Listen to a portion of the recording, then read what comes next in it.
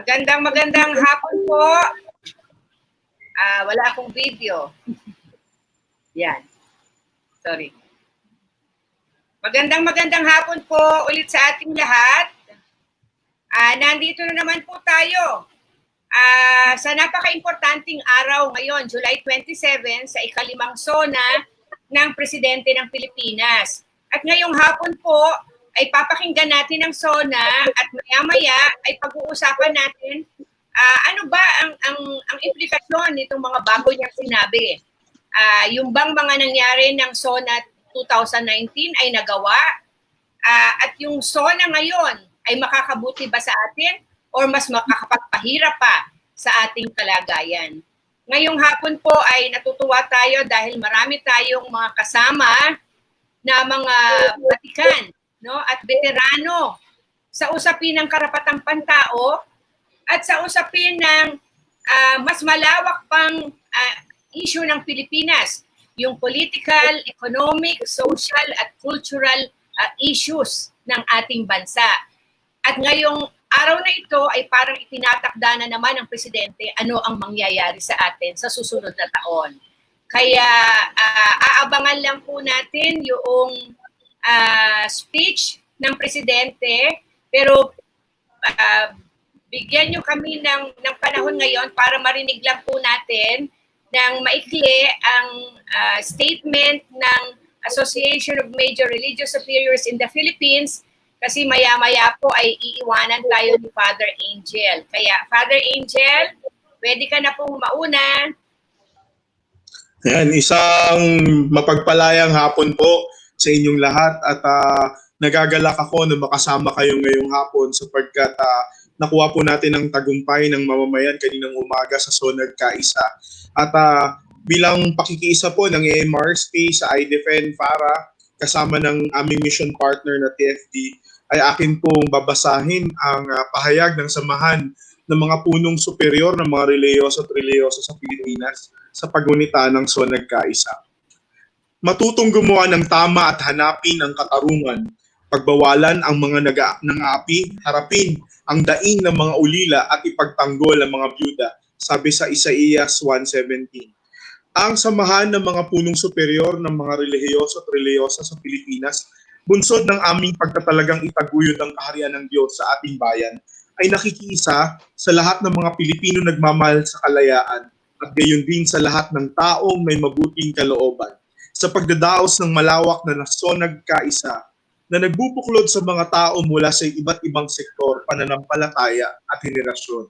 Tunay ngang naririto tayo muli sa panahon kung saan kailangan nating tumindig, magsalita at magpabilang. Napakaraming sakit at paghihirap sa ating minamahal na bayan. Napakaraming puot at pagkakawatak-watak sa ating paligid. Kaya naman kami din ay dumadaing.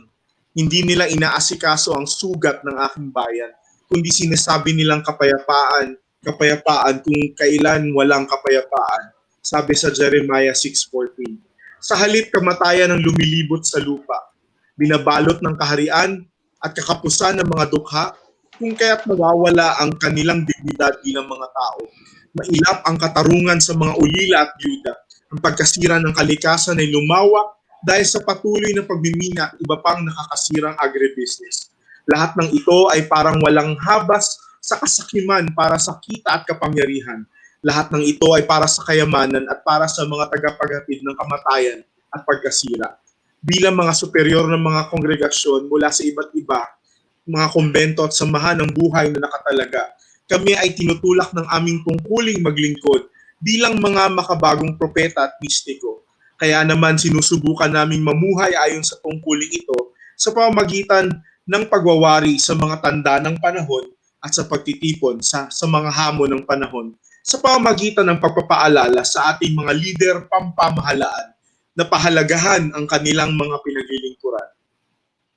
Sa nakalipas na 4 na taon, nagagambala kami sa aming mga nakita. Naalala namin kung paanong nasaksihan ng Diyos ang kahihiyan ng kanyang bayan sa Ehipto at narinig niya ang kanilang daing nang pagmalupitan sila ng kanilang mga kapatas. Ngayon, nakikita at nararamdaman din namin ang paghihirap ng aming bayan kung kaya't kami ay nagtatanong, Nasaan ang tapang at malasakit? Tapang ba ang pumatay ng mga walang armas, walang kalaban-laban at mahihirap na mga tao sa ngalan ng giyera laban sa droga?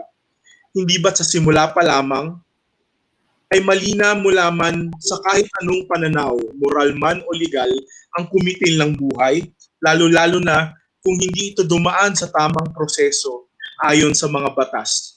Ayon sa mga ulat, umabot na sa 27,000 na ang mga biktima. Meron silang mga pamilyang naulila at na ngayon ay wala ng ina o ama, asawa, tiyo o tiya, anak o kapatid, lolo o lola. Hindi namin lubos maisip ang labis na sakit at paghihirap nila sapagkat wala na ang kanilang mga mahal sa buhay. Isa itong sugat na dinadalangin naming maghilom sa pamagitan ng panalangin sa pag-asang darating ang panahon ng paghuhukom at katarungan ay dadaloy na parang batis. Tulad nga ng nagsasabi sa banal na kasulatan, huhukuman ng Diyos sa apoy at sa kanyang tabak ang buong sangkatauhan at marami ang papatayin ng Diyos. Tapang ba ang paulit-ulit tayong paulanan ng mga salitang hindi gumagalang sa dignidad ng mga kababaihan? Nawaring ang mga babae ay mga bagay na pag-aari lamang. Kung paano nating ibinigay sa Birheng Maria ang ating reyna ang pinakamataas na paggalang, ganun din na dapat ay paglaanan natin ng mas mataas na antas ng paggalang ang mga kababaihan at iba pang mga nagdarahop dahil si Ralin ay nilikha sa larawan ng ating mapagmahal na Diyos.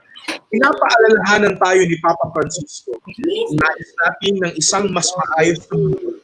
Kailangan nating isapuso ang dignidad ng bawat babae. Dahil kapag nakakapagbahagi sila ng kanilang mga biyaya at talento, ang mundo ay nagiging mas isa at mas mapayapa. Tapang ba ang hiding in the shadow of God. tumindig at ipaglaban kung ano ang tunay na pagmamayari natin sa West Philippine Sea? Tapang bang ituring ang mga kapwa Pilipino na waring mga alipin sa sariling bayan, samantalang patuloy ang pagtalima sa mga nais ng isang imperialistang bansa, samantalang kami ay nakikiisa sa lahat ng mga sinisiil sa buong mundo? Gayon din ang aming paninindigan para sa dignidad ng bawat Pilipino at para sa soberanya ng ating bansa. Tapang ba ang patuloy na atakihin ng may labis na kalupitan ang mga personal na kaaway, lalong-lalo ng mga kababaihan tulad nila Senador Laila de Lima, Punong Maestrado Maria Lourdes Sereno, Senador Risa Ontiveros, Sister Mary Jan Manansan at Vice Presidente Leni Robredo? Hindi tayo makakabuo ng isang bansang mapagkalinga, mapagmahal at mahabagin kung walang mga kababaihan mula sa kanilang mga sinapupunan. Nagmula ang buhay at mula sa kanilang mga mata ang bisyon ng isang hinaharap na dinadaluyan ng gatas sa pulot pukyutan. Malasakit ba ang ipahuli at ipakulong ang humigit kumulang 90,000 ng mga Pilipino sa panahon ng pinakamahabang lockdown sa buong mundo? Sa halip na ituring ang pandemya bilang isang usapin. Father, Yes. nag-uumpisa na pong magsalita si Duterte at Okay, medyo nabanat na ang mga Lopezes. Sige. Okay lang? Okay na. Okay. Padala niyo po sa amin yung statement niyo, ha? Okay, no problem. Okay. Saan na? Bakit wala pa? Walang sound.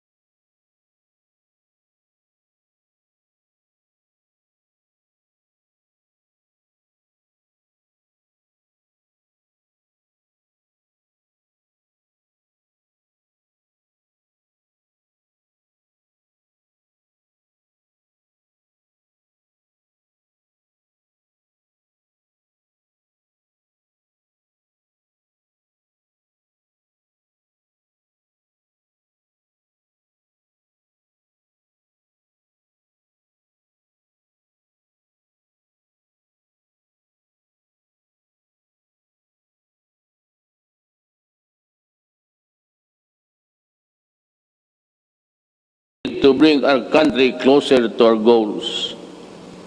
Suffice it to say, we made significant strides over time.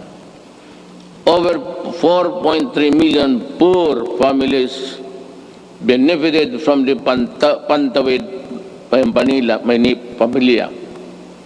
Over 92.2 million beneficiaries received subsidies under the unconditional cash transfer program. We also made available tertiary education and universal health care. Public utility drivers were given assistance to the Pantawid Pasada program. There are complaints that some drivers did not receive any assistance at all. I have directed the SWD and DILG to look into this. I welcome the passage of the law postponing the barangay and sangguniang kabataan elections. The postponement saved much-needed government funds and ensured the implementation of projects under the current barangay officials. In the hindsight, it also saved us from holding the polls while we dealt and continued to deal with the pandemic. The Malasakit Centers Act has proven to be a great help to our less fortunate citizens needing medical services through one-stop platform in government hospitals. We commend the initiative and work of Senator Bongo in this regard, as well as other significant pieces of legislation as of today. There are 75 Malasakit centers serving Filipinos all over the country. These centers will be of great help in ensuring that our people remain healthy and resilient during these challenging times. The Salary and Standardization Law of 2019 increases the salaries of civilian government workers.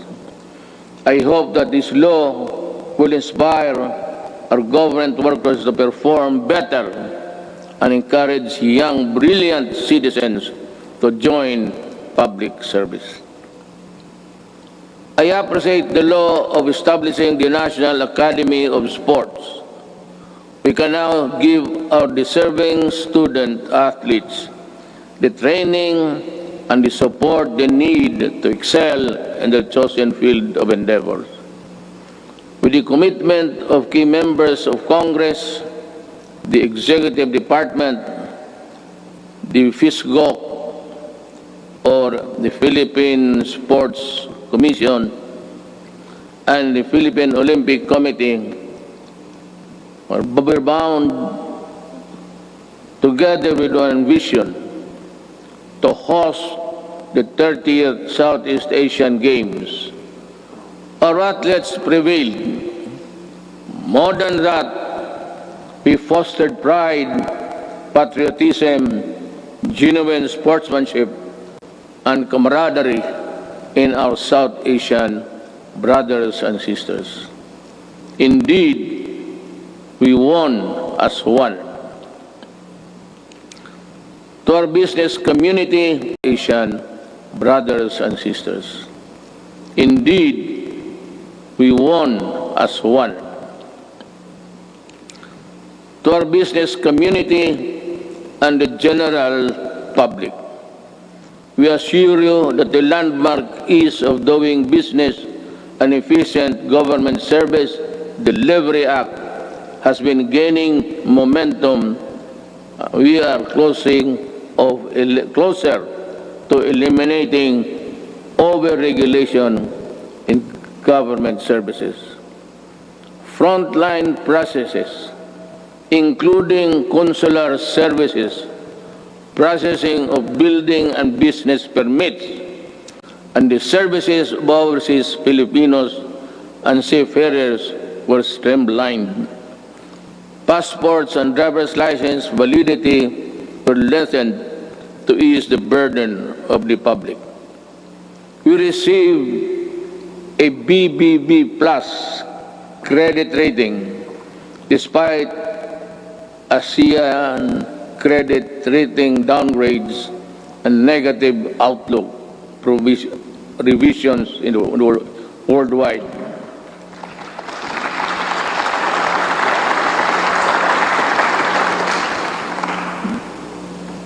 The Japan Credit Rating Agency upgraded us from BBB plus to A minus last month. Meanwhile, Moody's has affirmed and maintained the country's ratings at Baa2 rather.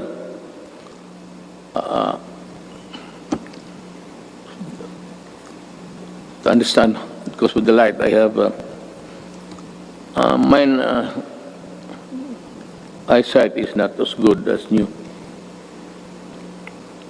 Our fiscal position is strong, our economic fiscal management prudent, and our banking system robust. We are in a better position to weather the crisis caused by COVID-19 global pandemic.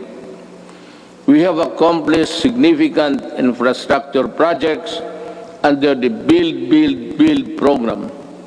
I will not dwell lengthily on the nitty-gritty of our infrastructure accomplishments. Now, lest I bore you. Instead, we will release a comprehensive written report of our collective milestones and the details of accomplishments that remind us that perseverance, patience, determination will help us move forward even in the most difficult times. We issued last year the Executive Order number 100, establishing the Diversity and Inclusion Program as national program of the government. We want to end discrimination of persons on the basis of age, disability, ethnicities, sexual orientation, and gender identity and expression, and other character traits. My administration always believed that freedom from illegal drugs, terrorism, corruption, and criminality is itself a human right violation. Part of our efforts to uphold human rights is protection of the rights of children and the right to structure projects under the Build program. I will not dwell lengthily on the nitty-gritty of our infrastructure accomplishments. Now, lest I bore you. Instead, we will release a comprehensive written report of our collective milestones and the details of accomplishments that remind us that perseverance, patience, determination will help us move forward even in the most difficult times. We issued last year the Executive Order number 100, establishing the Diversity and Inclusion Program as national program of the government. We want to end discrimination of persons on the basis of age, disability, ethnicities, sexual orientation, and gender identity and expression, and other character traits. My administration always believed that freedom from illegal drugs, terrorism, corruption, and criminality is itself a human right violation. Part of our efforts to uphold human rights is protection of the rights of children and the right against discrimination. Early last year, I signed Executive Order number 92, creating the National Council Against Child Labor. Government efforts to protect the rights of children will be amplified to prevent, reduce, and eliminate any form of child labor. Our achievements along this line who have been extolled by an overwhelming number of fellow member states in the UN Human Rights Council during its recently held 44th session last June. Rest assured that we will not dodge our obligation to fight for human rights.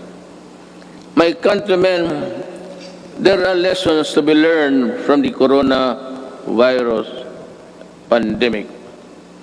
It jolted us to realize that gains made after spending so much planning, effort, cost, and time could diminish considerably and quickly for reasons beyond one's anticipation. That it is much easier to destroy than build. That in a crisis of national proportion that affects every aspect of human life, government needs to have the support and cooperation of the people if it is to succeed in battling the cause of that crisis. That there are people who ask for compassion but show none themselves. That life, after all, is fickle, like the weather.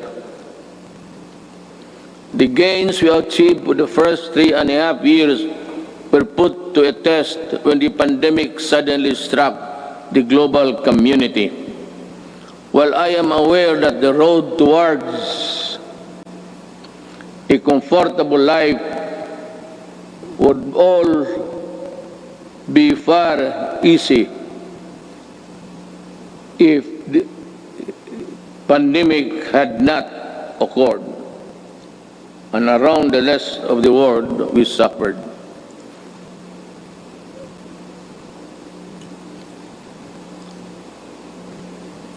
The global scale and socio-economic impact of COVID-19 pandemic has been unprecedented. Yet, in the throes of its global health emergency, we have been able to withstand the headwinds generated by this coronavirus. In this regard, I would like to express my gratitude to all those who made possible the steady supply of food, water, basic utilities of our households.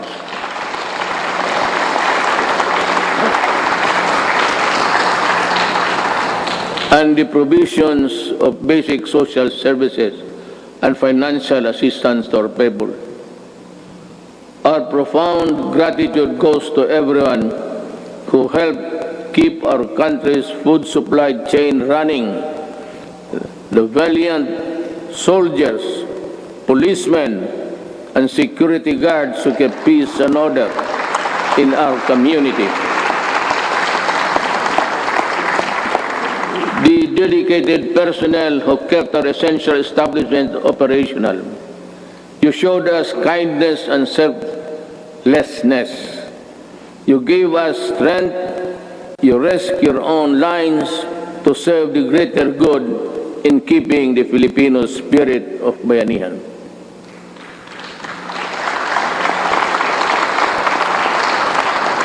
I also thank the men and women of the Interagency Task Force on Emerging Infectious Diseases and the National Task Force Against COVID-19 for all the countless hours it spent to keep the pandemic in check, and for all the efforts it made to ensure the safety of our people.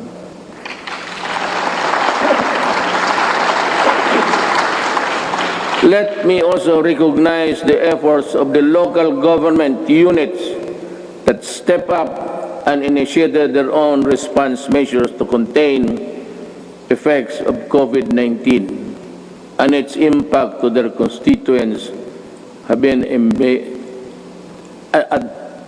impact to its constituents. The shadow says it's a period there. I know exactly the difficulties you are undergoing. I pray that the officials of each LGU in our country, from the barangay to the autonomous regions, would set aside partisan politics and selfish interests to do what is right and good for all. Likewise,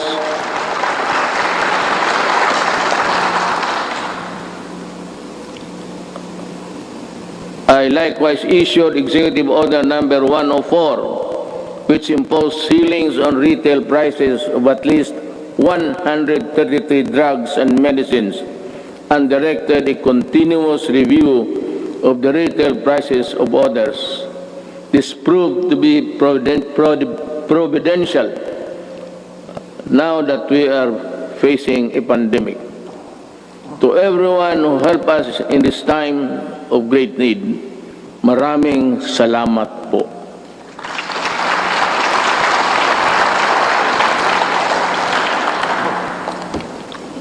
Let me say that the strength of a nation rests in the hands of the people acting as one with government. In the pursuit of common goals and objectives, when the pandemic struck, I decided to prioritize life over other considerations according to experts. The intervention that the government had put in place prevented as much as 1.3 to 3.5 million infections. To me, even if the numbers were much lower, it would still be and would have been worth the sacrifice we made. Buhay muna bago lahat. We initially encountered difficulties ramping up our testing capacity. We now have 93 accredited testing laboratories nationwide, and we are aiming to conduct 1.4 million tests by end of July and ensure a quick turnaround time of 48 to 72 hours. Under the Social Amelioration Program, we allotted 2.5 billion to 2.5 billion for poor and low-income households who were affected during this pandemic, who thrive on a no work, no pay arrangement during this pandemic.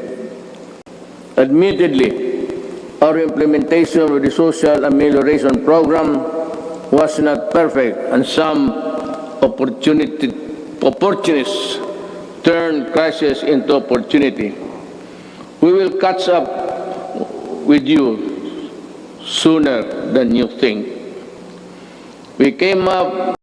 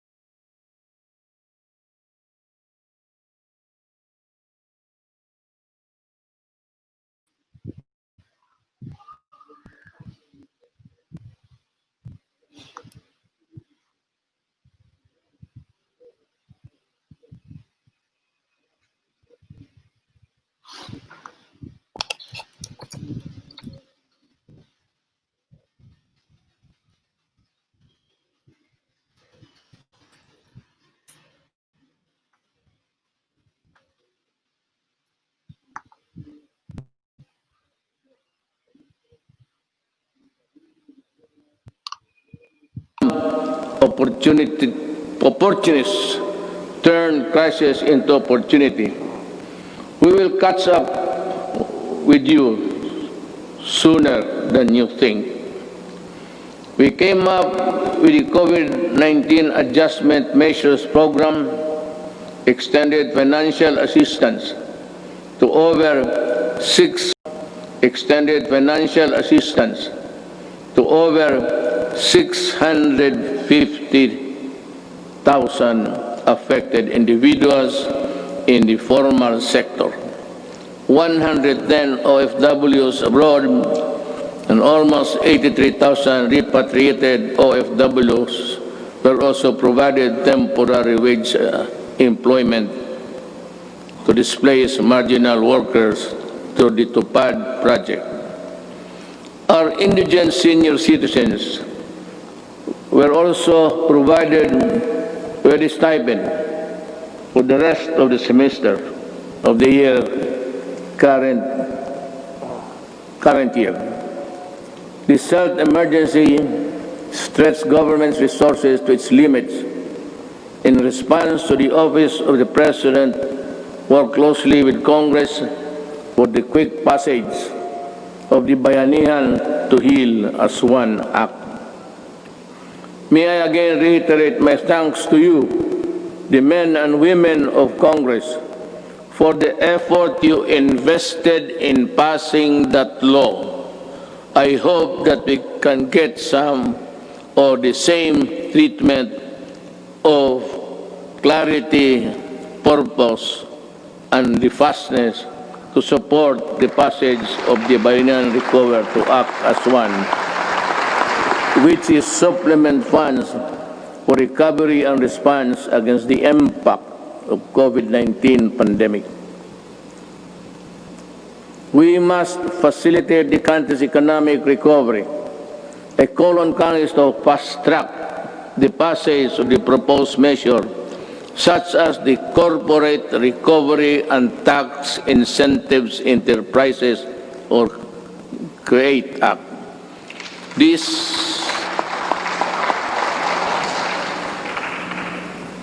immediately cuts the corporate income levy from the current 30% to 25% and give government flexibility to grant a combination of fiscal and non-fiscal incentives, among others. The Financial Institutions Strategic Transfer, or First Act, will set up mechanisms allowing banks and other financial institutions to dispose of and transfer non-performing assets and loans to asset management companies similar to the special purpose vehicles. Our economic managers have seen infrastructure investment as an effective tool to help spur high growth, attract investments, create jobs, and achieve financial inclusion for all Filipinos.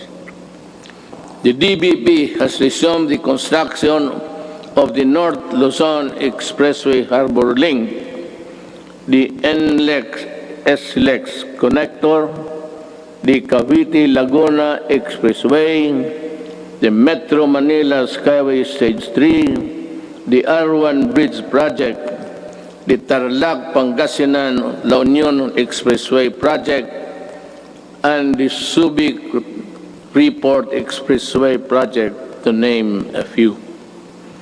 To realize the maximum benefit from the country's investments, the infrastructure projects under the Build, Build, Build program, which are labor and capital intensive, are not mere springboard for the country's swift recovery pandemic.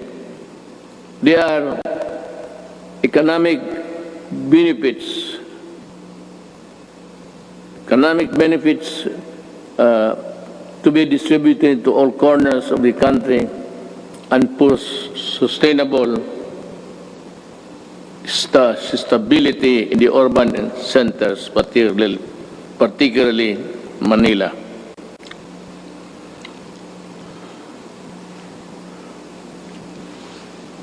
The TESTA launched online mode of livelihood and skills training. There are 71 free online training to help upskill trainees for the right opportunities.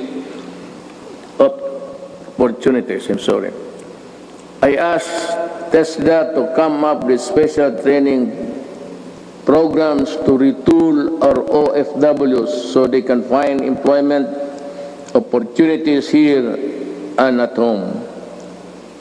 I am also calling on the CHED for scholarship programs for the qualified dependents of our OFW. I direct the Department of Agriculture and DTI to come up with the agribusiness and entrepreneurship projects to help displaced OFWs rebuild their livelihood. Further, I ask the Land Bank and other government financial institutions to continue providing low-interest loans to our OFW. Sa mga kababayan ko na naghihirap sa ibang bansa, nandito na ang inyong gobyerno para matulungan kayo at inyong mga pamilya, lalo na sa panahong ito.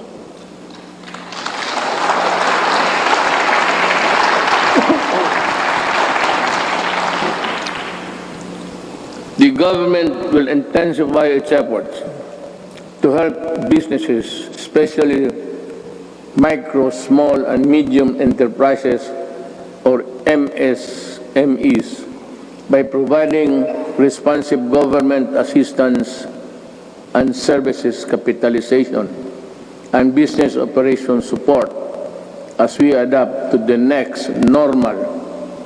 Nananawagan po ako sa ating mga lessors. Nananawagan po ako sa ating mga lessors.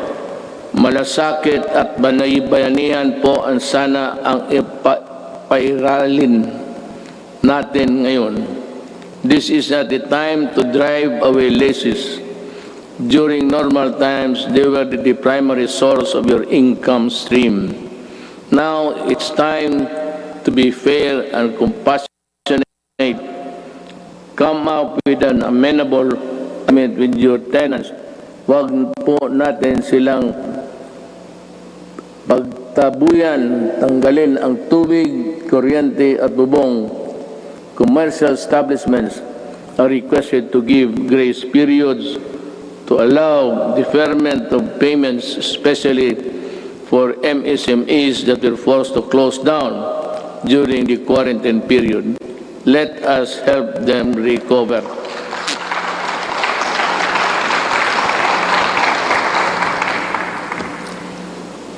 We pump prime the recovery and rehabilitation of the MSMEs. The DTI to the Small Business Corporation set up the Philippine 1 billion COVID assistance to restart enterprises or CARES program to provide zero interest loans for MSMEs affected by the pandemic as of July 10, 2020. Over 2,600 loans applications worth more than 182.5 million have been approved. We are optimistic that this initiative will help our MSMEs stabilize and recover from their losses.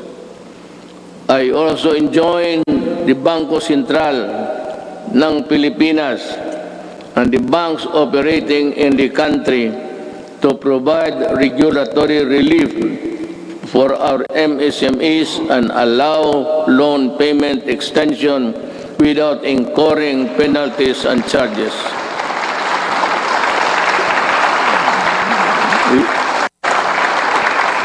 We need your help to prevent the collapse of companies saddled with accumulated amortization and payables caused by closure of their businesses at the height of the strict quarantine periods. As we embark on this effort towards inclusive recovery, we should acknowledge that all forms of government support will go to naught if the new MSMEs do not thrive because of lack of consumer support.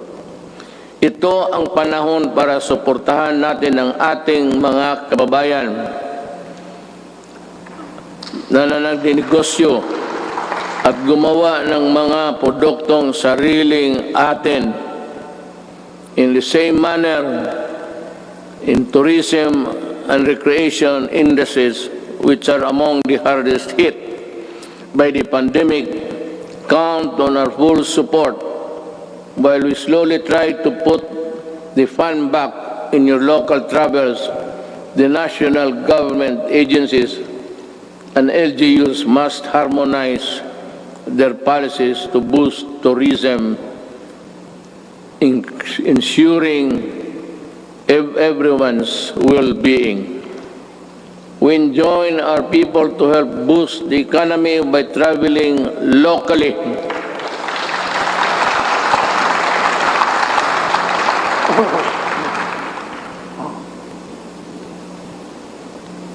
Local na lang. Once the necessary system are in place. The DOST offers its enterprise technology upgrading program to enable businesses to access training that will help them transition to online and contactless operation. Now more than ever, we need to protect our consumers.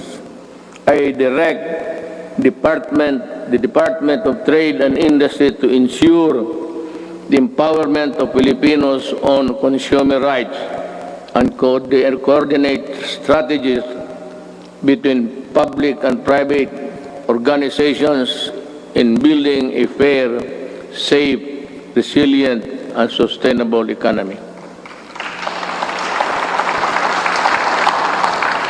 There are welcome developments for commerce and industry, but major economic activities take place in borderless environment with the meager regulatory controls. They expose consumers to various risks related to security, data, privacy, and misrepresentation. We must patrol the country's cyberspace and enforce online consumer and data protection and privacy laws. We must run after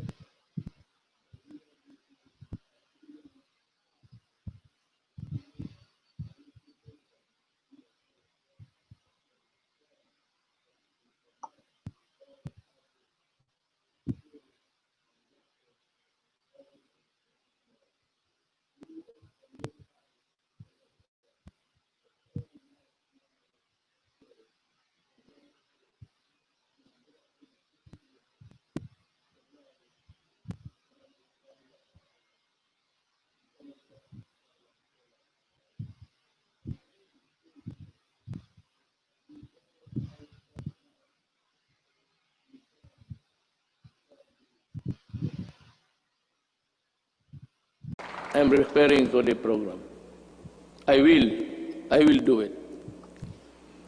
TV frequencies reverted back to government for whatever cause or reason shall not be used exclusively to the exclusion of other persons or other dummies to cope up with the demand of the next normal. This will be used to provide uninterrupted quality education to our children in our shift to e-learning.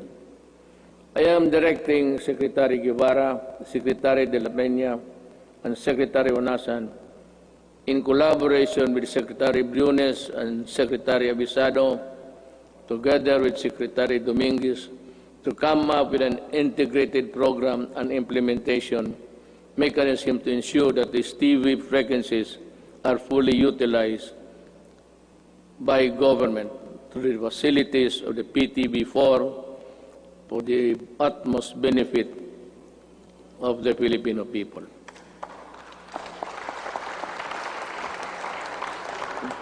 Let me just allow me to segue a little bit.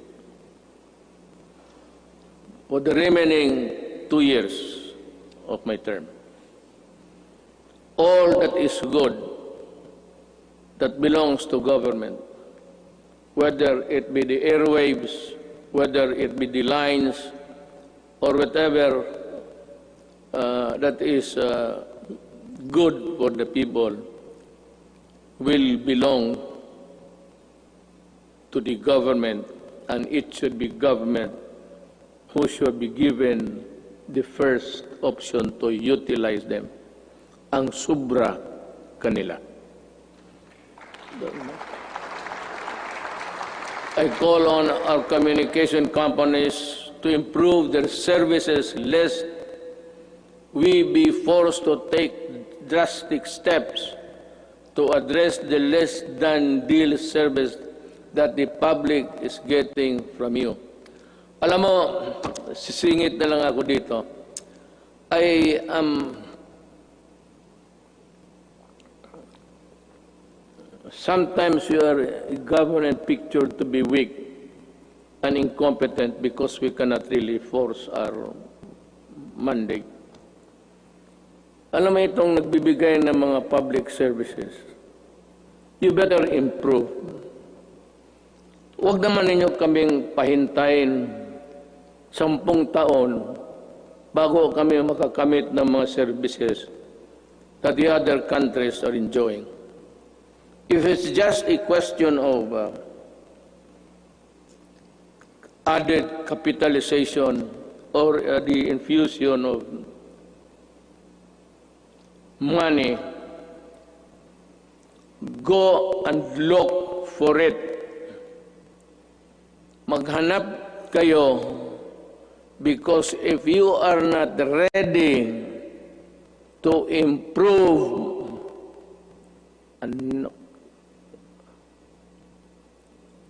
I might just as well close all of you and we revert back to the line telephone. At kukunin ko yan, i-expropriate ko sa gobyerno. Alam mo itong, I'll be straight, yung smart, pati itong globe, ilang taon na ito.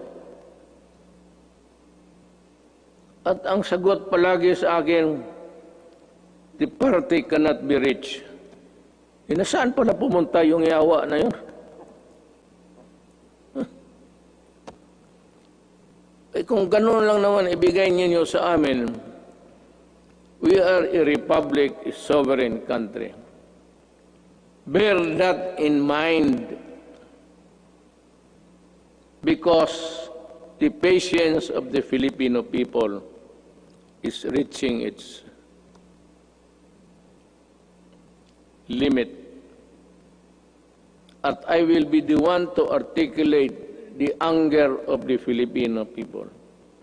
And you might not want what I intend to do with you. Kindly improve the services before December. I want to call Jesus Christ to Bethlehem. Better have that line cleared.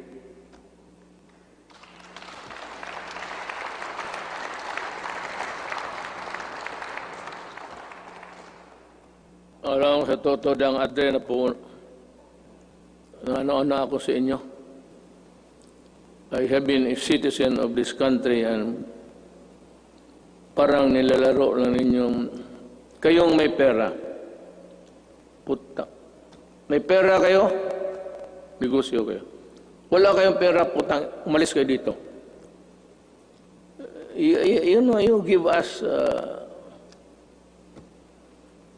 half deals, half cooked transactions, lousy service. Tapos ang tao nagbabayad.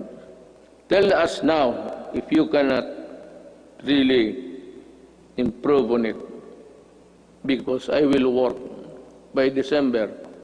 I have 2 years. The next 2 years will be spent improving the telecommunications of this country. Without you, I will find a way. I will talk to Congress and find a way how to do it.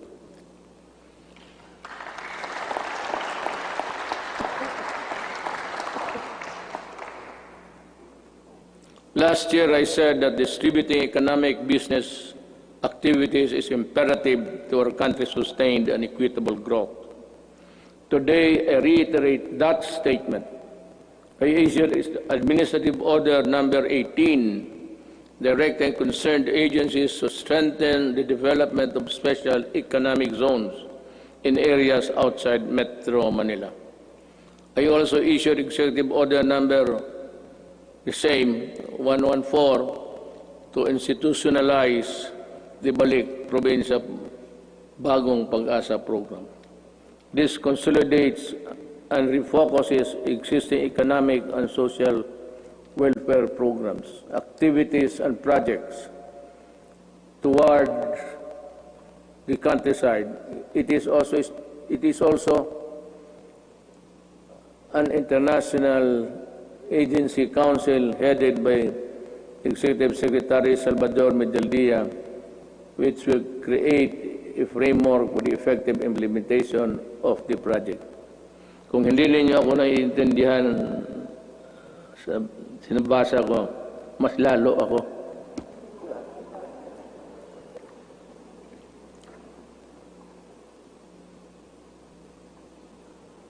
In 2021, we aim to increase access to healthcare services by continuously hiring and deploying more than 20,000 health professionals. This will augment health workforce in LGUs, particularly in isolated and disadvantaged areas. We will implement projects to establish and improve barangay health stations, rural health units, and other health care facilities. And we will need to address internal security. We are pursuing a whole-of-the-nation approach to bring peace and order, development in the countryside. We need to provide intervention and implement the barangay development program. This will provide cleared and threatened communities. This refers to a program where the armed forces would play a vital role in the one nation approach. This is what it's meant by this. And that every agency of the government, including the armed forces of the Philippines, should participate. And I am aware of the skirmishes and the assassination of our soldiers. And I said, correct this so that we can proceed with the barangay implementation as fast as possible. We have made significant strides in the past 4 years, but we need the support of local government leaders. We need your help to implement the barangay development program.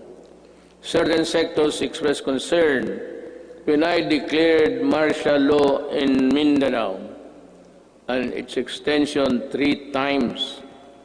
But 2019 ended without my office requesting any further extension. Martial law in Mindanao ended without abuses by the civilian sector, by the police, by the military. And only because this time I know that they know how to love the country. I thank Congress for the support to these administration programs. Congress has been very productive, but much more remains to be done. You know, actually, my speech, if you followed it carefully, it's all a plea to Congress to do this, to do that, to make a law or craft a whatever.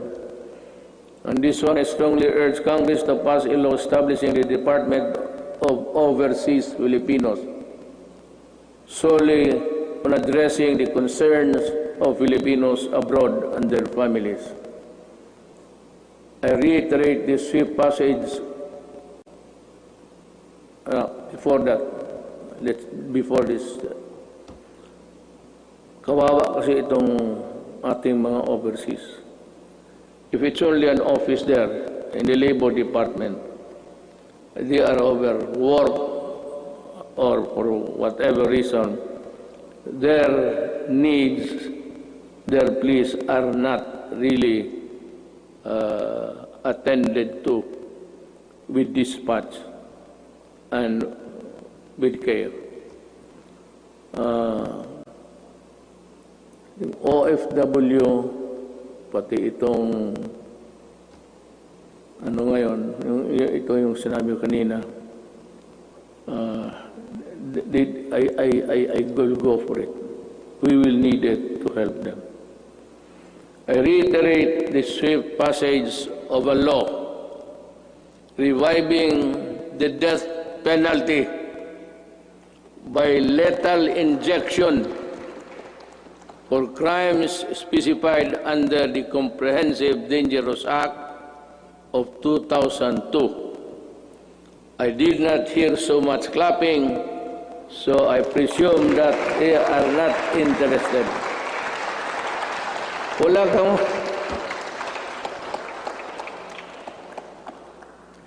Someday I'll tell you the story of what happened to the Philippines. Hindi ngayon. But when sabihin ko sa inyo ang totoo, bakit nagaganito yung droga ng Pilipinas? Why the drug syndicates continue to operate just like the countries of Colombia, Mexico, and it is being played inside the national penitentiaries. Para tayong talagang binababoy tayo ng malon. Sabihin ko sa inyo. But this is not a time for storytelling. SONA kasi ito. So, dito na. This law will not only help us deter criminality, but also save our children from the dangers posed by the illegal and dangerous drugs. May I be allowed with the indulgence of the body? Itong bakit talaga ako galit sa droga. Let us make this a semi-formal speech. Alam mo kasi, 5 pamilya members, o 6 o 7, pagka bumagsak yung tatay to drugs, the family crumbles. There's no more home to. Druga, and if he's receiving his salary, nagtatrabaho sa pantalan, 300 a day. Tapos ang shabu is sold at 2. he has about 100 to bring home. Kaya pagka gano'n, nag-aaway-aaway na, ang mga bata hindi nang kapag-aral, ang iba ligaw na mga babae into early prostitution, kung ano-ano nangyari. Hindi lang alam nitong mga na this is happening all over the country every day. And what is really very tragic is this. When the family starts to crumble, just the more family home. And invariably, the wife would look for another husband would look for a job, usually, easily, doon sa abroad. At yung asawa, aalis, yung lalaki na sa droga, yung mga anak iniiwan sa kapitbahay, sa kapatid. And the ferocity of the loss of the Filipino family home has been destroyed. Kaya kung anong mangyari nito, the wife works in the Middle East. I am not zeroing on any particular country, mind you. But alam natin, there are tribes in the Middle East which would allow rape as part of the territory of being a house help. Kasama yan.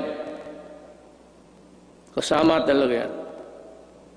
So yan ang mahirap dyan. You have a wife there being crucified, being used, magpadala ng pera, tapos ang mga anak, asan nasa Cebu na rin. Kasi these are the guys that the Cebu people would really, stick by them until it crumbles, the resistance. And then you have plenty of this all over the country. Hindi lang nila alam. Yung sinasabi nila ng misery sa itong human rights, plus 10 yan. Not to count the victims of crimes perpetrated by people addicted to Cebu. That is the reason why I'm so vicious in my galit talaga ako. Kasi nilalaroan tayo. Well, I don't know. Any other president might, pero ako ayaw kong lalaroan ng Pilipino. Do not do it in my country because I will really kill you. That is a commitment. Owning safe, decent, and affordable housing is every Filipino's dream. But the housing market remains inaccessible to most of our countrymen. I renew my call for Congress to pass the National Housing Development Bill and the Rental Housing Subsidy Bill.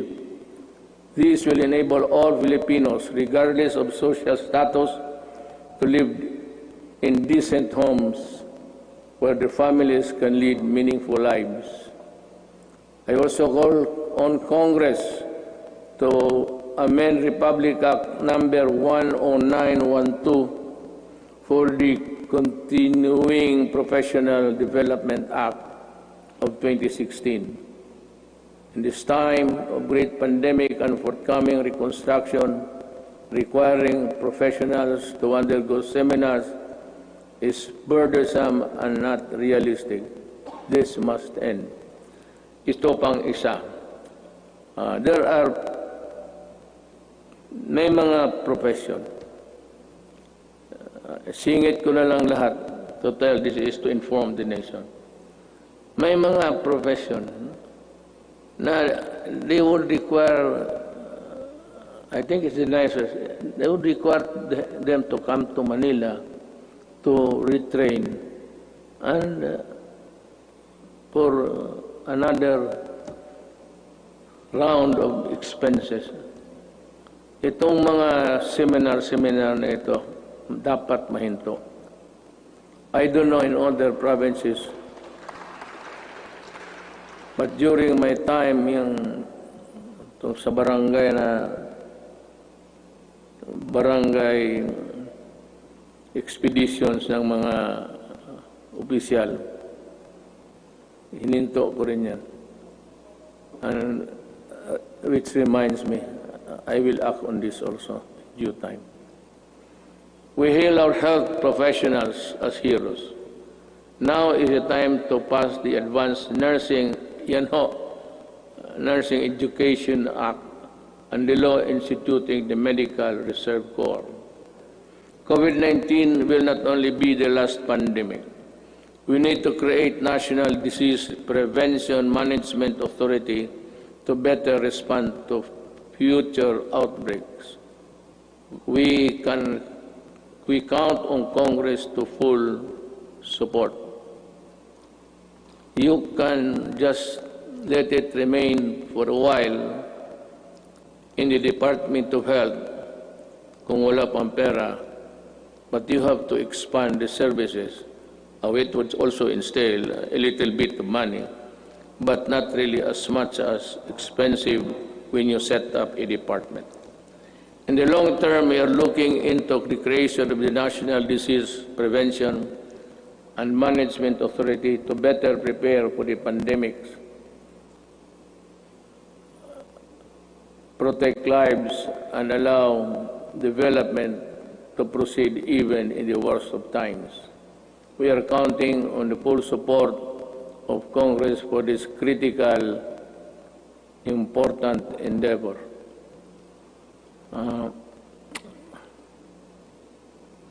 I don't know, but I leave it to Congress to really. It's another department. There seems that it could be a multi-layer, redundant thing between the health and the proposed department. I call on Congress to prioritize the passage of a law for the unified system of separation, retirement, and pension, and of the military and uniformed personnel, without, however, diminishing the benefits that our uniformed personnel are entitled to under existing laws. There is a need to adjust the pension system, which will be applicable only to the newly hired uniformed personnel, so as not to cause a ballooning effect against the budget of the military in the years to come, and yet maintain the pension benefits those already in service under the present law. This issue needs a solution now. Umpisahan natin ngayon para hindi na maging problema sa sunod na mga taon.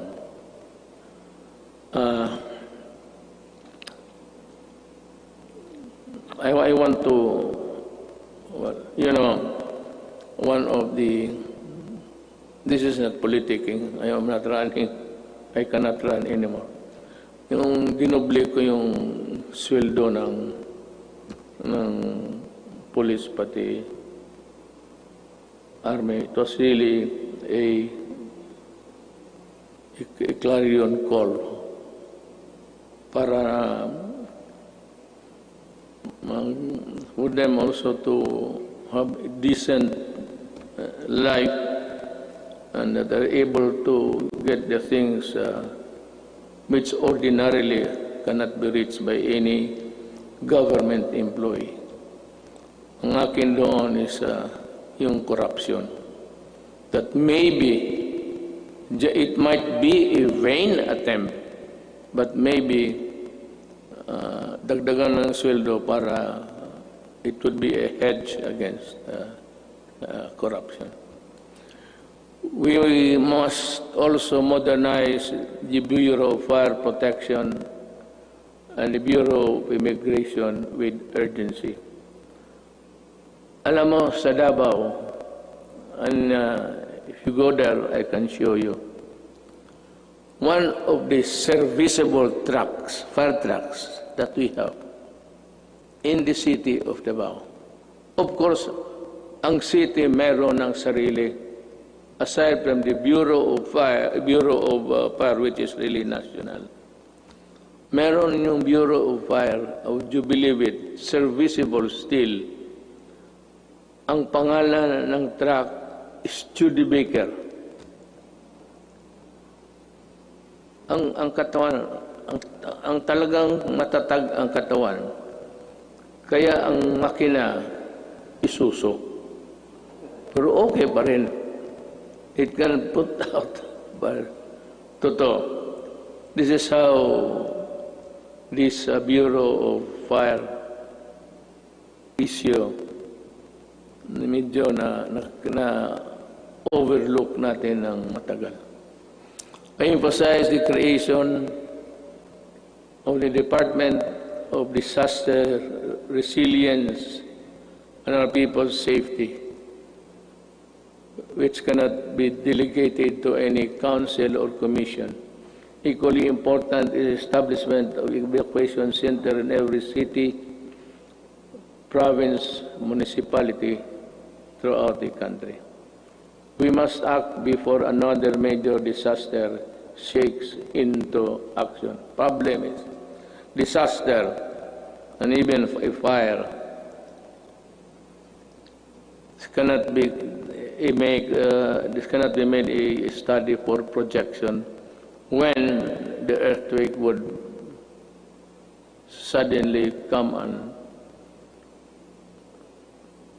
make a big crack there. Hindi natin alam talaga. Ang ibig kong sabihin, this will require more than just one brain work kung paano talaga itong how to prevent or avoid disaster. It will be, by the way, just before starting, I was tempted to say it. Pero baka magtindigan kayo. It will be all right for me if Bongo will just stay. Wala akong problema. Sabi ko na this piece of speech of mine would be one of the longest sonas that I will deliver. Nakita ko yung page pagbigay sa akin. Yung ibang input akin. Pati yung iba lahat. Ang nangyari po, binalik ko sa kanila. Make it short. Pagbalik sa akin, mas makapal na. Ako, putangin. Nandyan na ngayon. Ito na ngayon. The responsible extraction and equitable distribution of natural resources remain among my non-negotiables. I reiterate the need for the passage of the National Land Use Act, which has been pending for decades. Pakisilip lang ho ninyo yan. For the rest of my term, I hope to see concerted efforts in protecting the environment. The rehabilitation of Boracay Island showcased our resolve to safeguard the environment.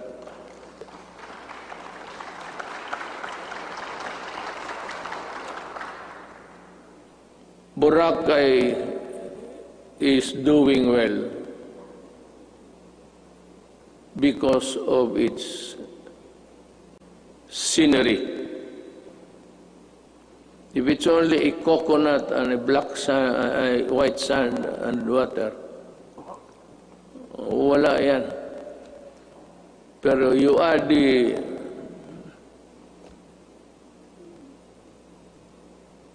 visitors there, then it becomes a very tempting destination. We have seen remarkable emergence of the island back to its former glory. I want this sustained. I ask Congress to enact a law creating, importante ito, the Boracay Island Authority, or BIDA, We need it. I cannot stress enough the importance of agriculture. The growth of our economy depends on a robust agricultural sector. We must utilize the coconut levy for the welfare of our coconut farmers and the development of our coconut industry. I urge everybody, both of the executive department pati ito, that ito yung pera na nakuha doon sa sequester, and itong perang malaking ito, gagamitin ito for the welfare of the farmers. The problem is, we can no longer trace who are the farmers of yesterday. Marcos is a distant star. We do not know. Ako alam ko because we had a little piece also that was covered by the land reform. Hindi na natin malaman kung sino ang may-ari. So I think Congress should look again and try to sort out how best the money can be utilized. I will not make any suggestion, but I leave it to Congress to decide what to do with it. I once again urge both houses of Congress to pass a version of the bill establishing the Coconut Farmers Trust Fund. Tulungan natin ang ating mga magsasaka pagka hindi mawawala yung pera, bilyon yan. Diyos ko po. Well, anyway,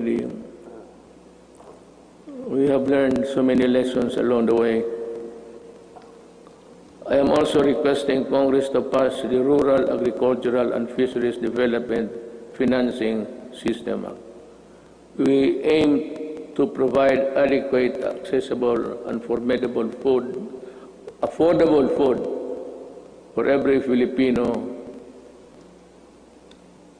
through the Plant program. After the build, I think this is easier to achieve. A few good men, few good regional directors, DAR, and dedicated workers down below could make this thing a success. Mas madali ito kaysa build. Ito plant lang yan. It is more of how you try to convince the farmers to cooperate government for their benefit. This 66 billion agricultural stimulus package will help the agricultural and fisheries sector recover. I hope so. We need to build trust and confidence in online transactions, stronger protection on online consumers, and enabling measures for online business needed through the enactment of an Internet Transaction Act. This is very good. I thus direct the Department of Trade and Industry and other relevant agencies to work on it closely with Congress, ensuring that the provisions of the proposed bill are responsive to the needs of the consumers while promoting the growth of e-commerce in the country.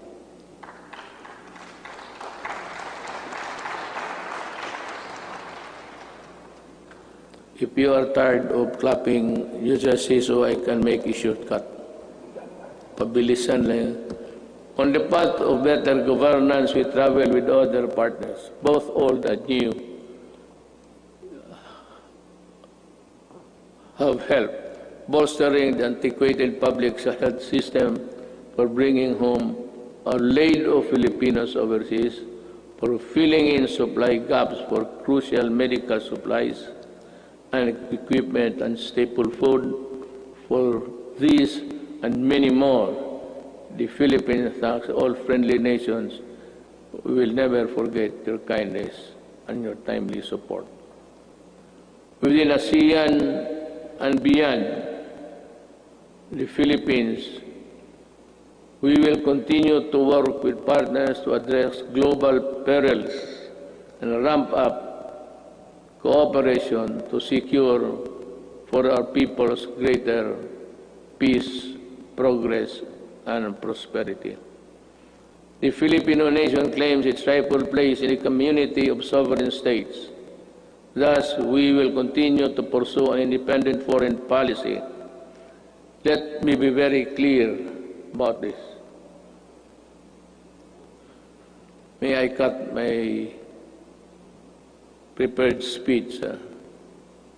Alam mo, I read little over 3 weeks or last month na the Americans intends to go back to Subic.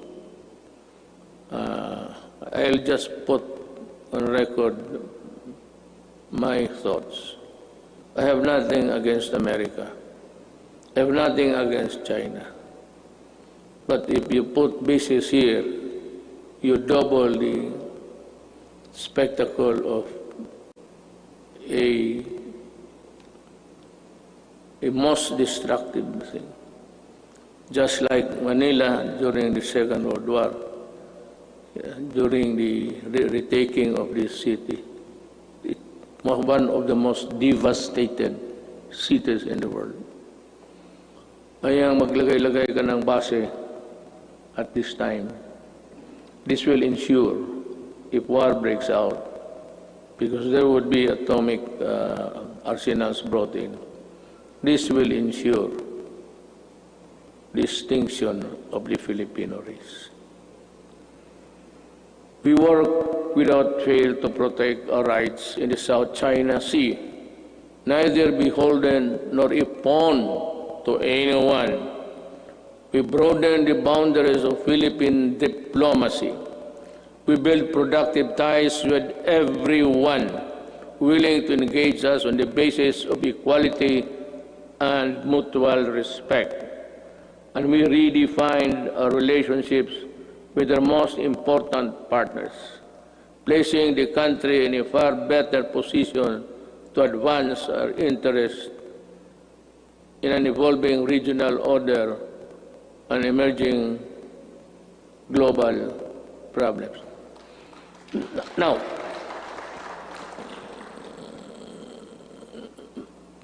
plenty of critics, both sides, claim about nothing has been done to retake forcefully or physically the South China Sea.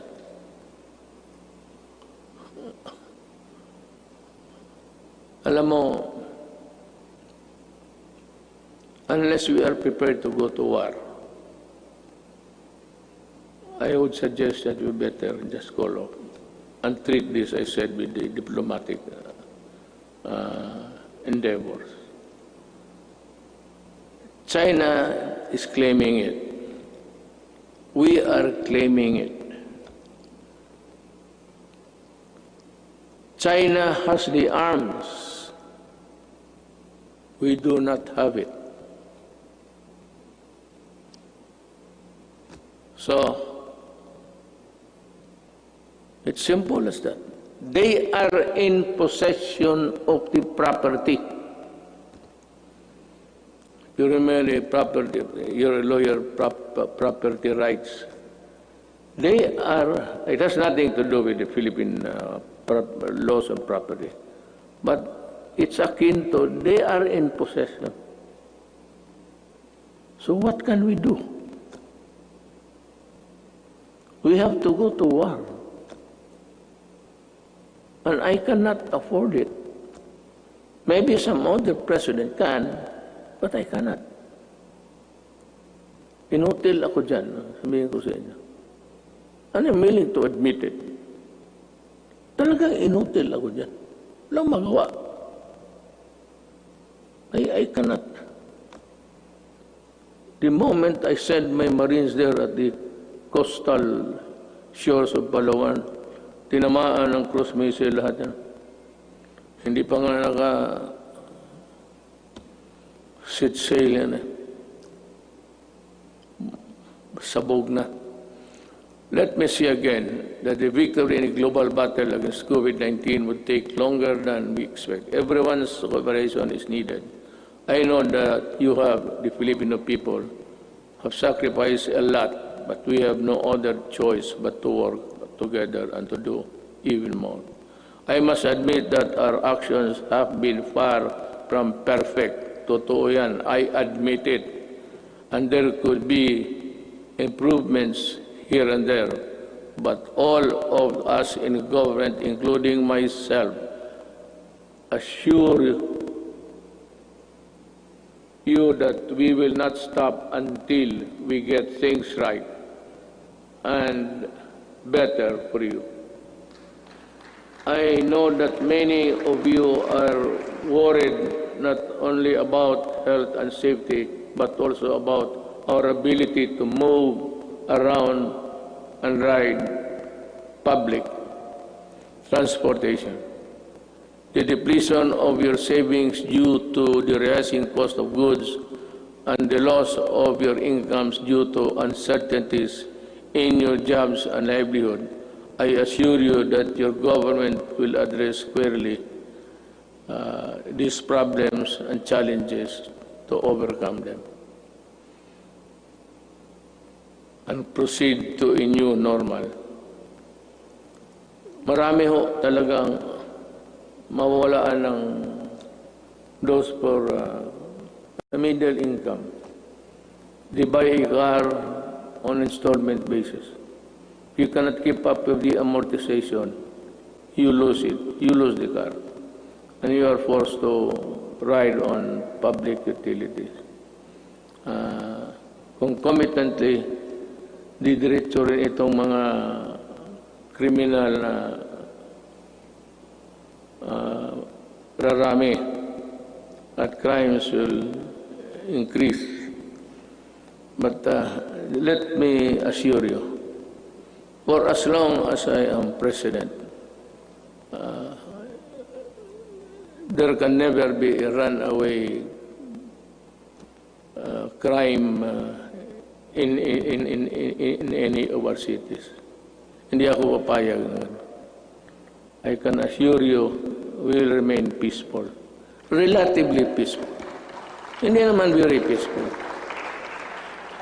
Pero kung sabihin mo na kagaya ng hold up dito, hold up,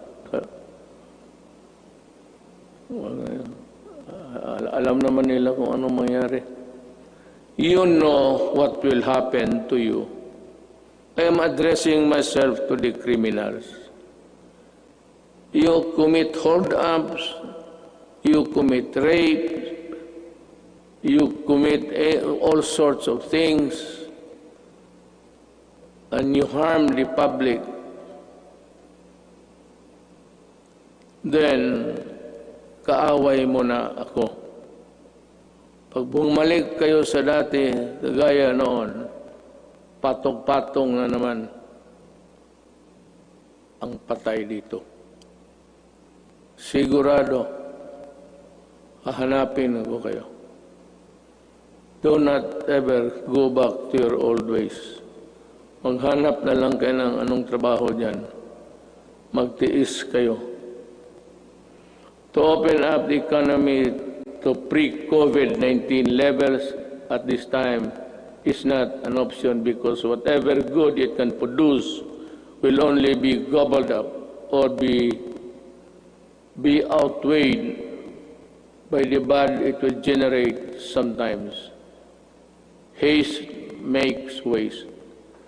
The recent upsurge of infection, when you open little windows of resumption of business, is proof of that. I am happy that I have talked to you today. You know, in other places, they opened up too early, too soon. America is one. China, well, fortunately, it was arrested on time. China and the rest, for those who open up, and those who do not follow the protocols of at least the World Health Organization, they are suffering. And they have at least 140 deaths. And America, kukulang sila lahat. No nation on earth was really prepared for COVID. No amount of preparation, because that kind of microbes visits about once every 100 years. Wala man yung mga tatay natin, what they suffered was Second World War. But tayo, we are not ready, and therefore we will not gamble with the lives and health of the people. Certainly no one would want to end up in the negative side of the equation.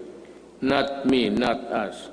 All I ask is that you continue to put your faith in your government and work with us in achieving what is best for the country and our people.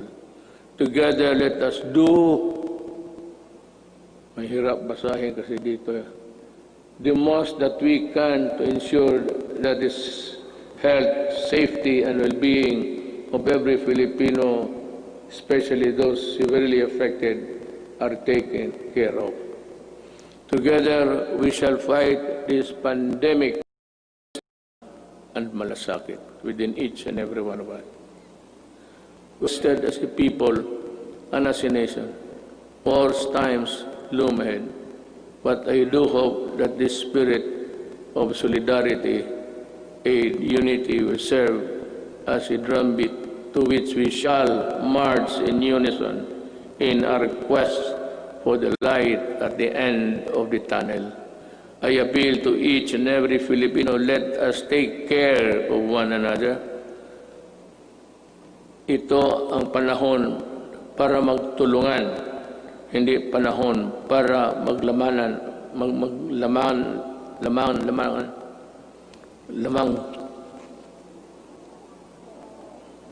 mamang dila ko.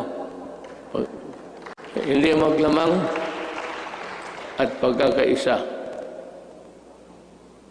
My faith in the Filipino innate patience, resilience, and determination to bounce back is unwavering. Let us share our blessings with those who have little and those who have none. This is the time to bring out the best in us.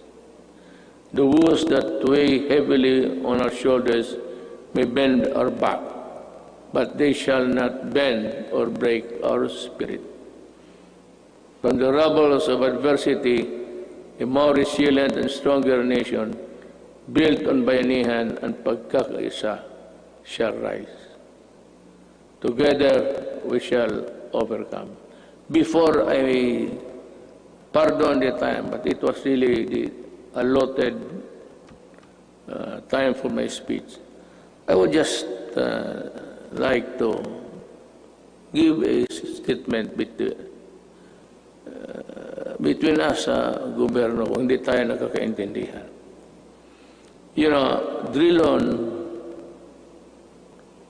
extended, he was defending. I would like to ask Drilon, were you a part of ACRA when this contract of Ayala Water was being drafted? And why are you fumigating? Bakit kasi ikaw lang ang galit? Nasabi mo na dynasty. You are a hypocrite. You know that you cannot pass an anti-dynasty law. Ikaw nandyan sa Congress, ikaw ang mauna dito. But you know, to take it against me for protecting my country, is something which I really resent. Alam mo, you describe using the dictionary the synonym ng mga oligarchy, kung ano. Then you proceeded to characterize everyone, every name, and then said that oligarchy is not bad at all, because not all oligarchies are bad. True. But ito, to my countrymen, the oligarchy that exists in this country is the oligarchy that existed during the Spanish time. And the Spanish lands and the friar lands and all the benefits that were passed on to the insulares who did not go back to Spain, or to the Spaniards and into their... But that was long ago. It has been forgotten. This is the oligarchy that controls the Philippines by what? By taking control of the water and the electricity and power. Yan ang oligarchy mo, Drilon. Wala nang oligarchy dito except that they have control. Look at how can you now craft a new contract? Because I would insist that you pay the billions and billions that you collected. For example, water treatment. Oh, nandyan sa kontrata. It's in the billing. They've been collected. Since 1997.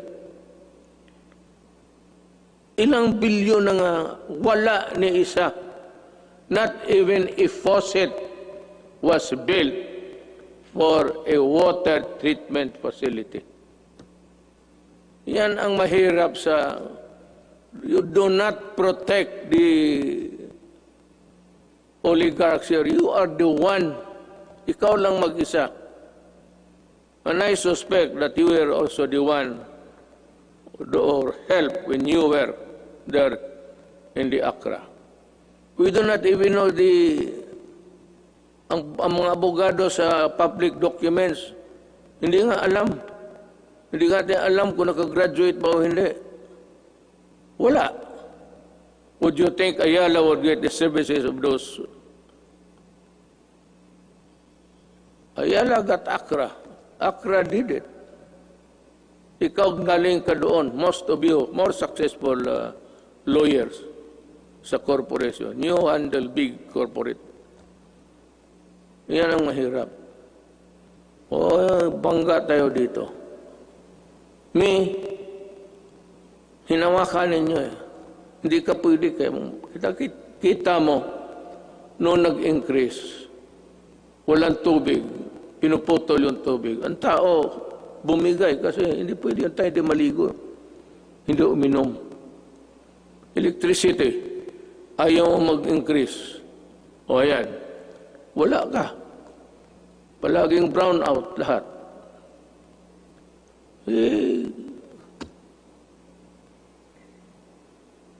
I'm sorry, but I have to say this to you. I do not like it. It's not the time for it. But since it is the time for the SONA, for people to know and people to really get the facts, then, and the right of the people to be heard.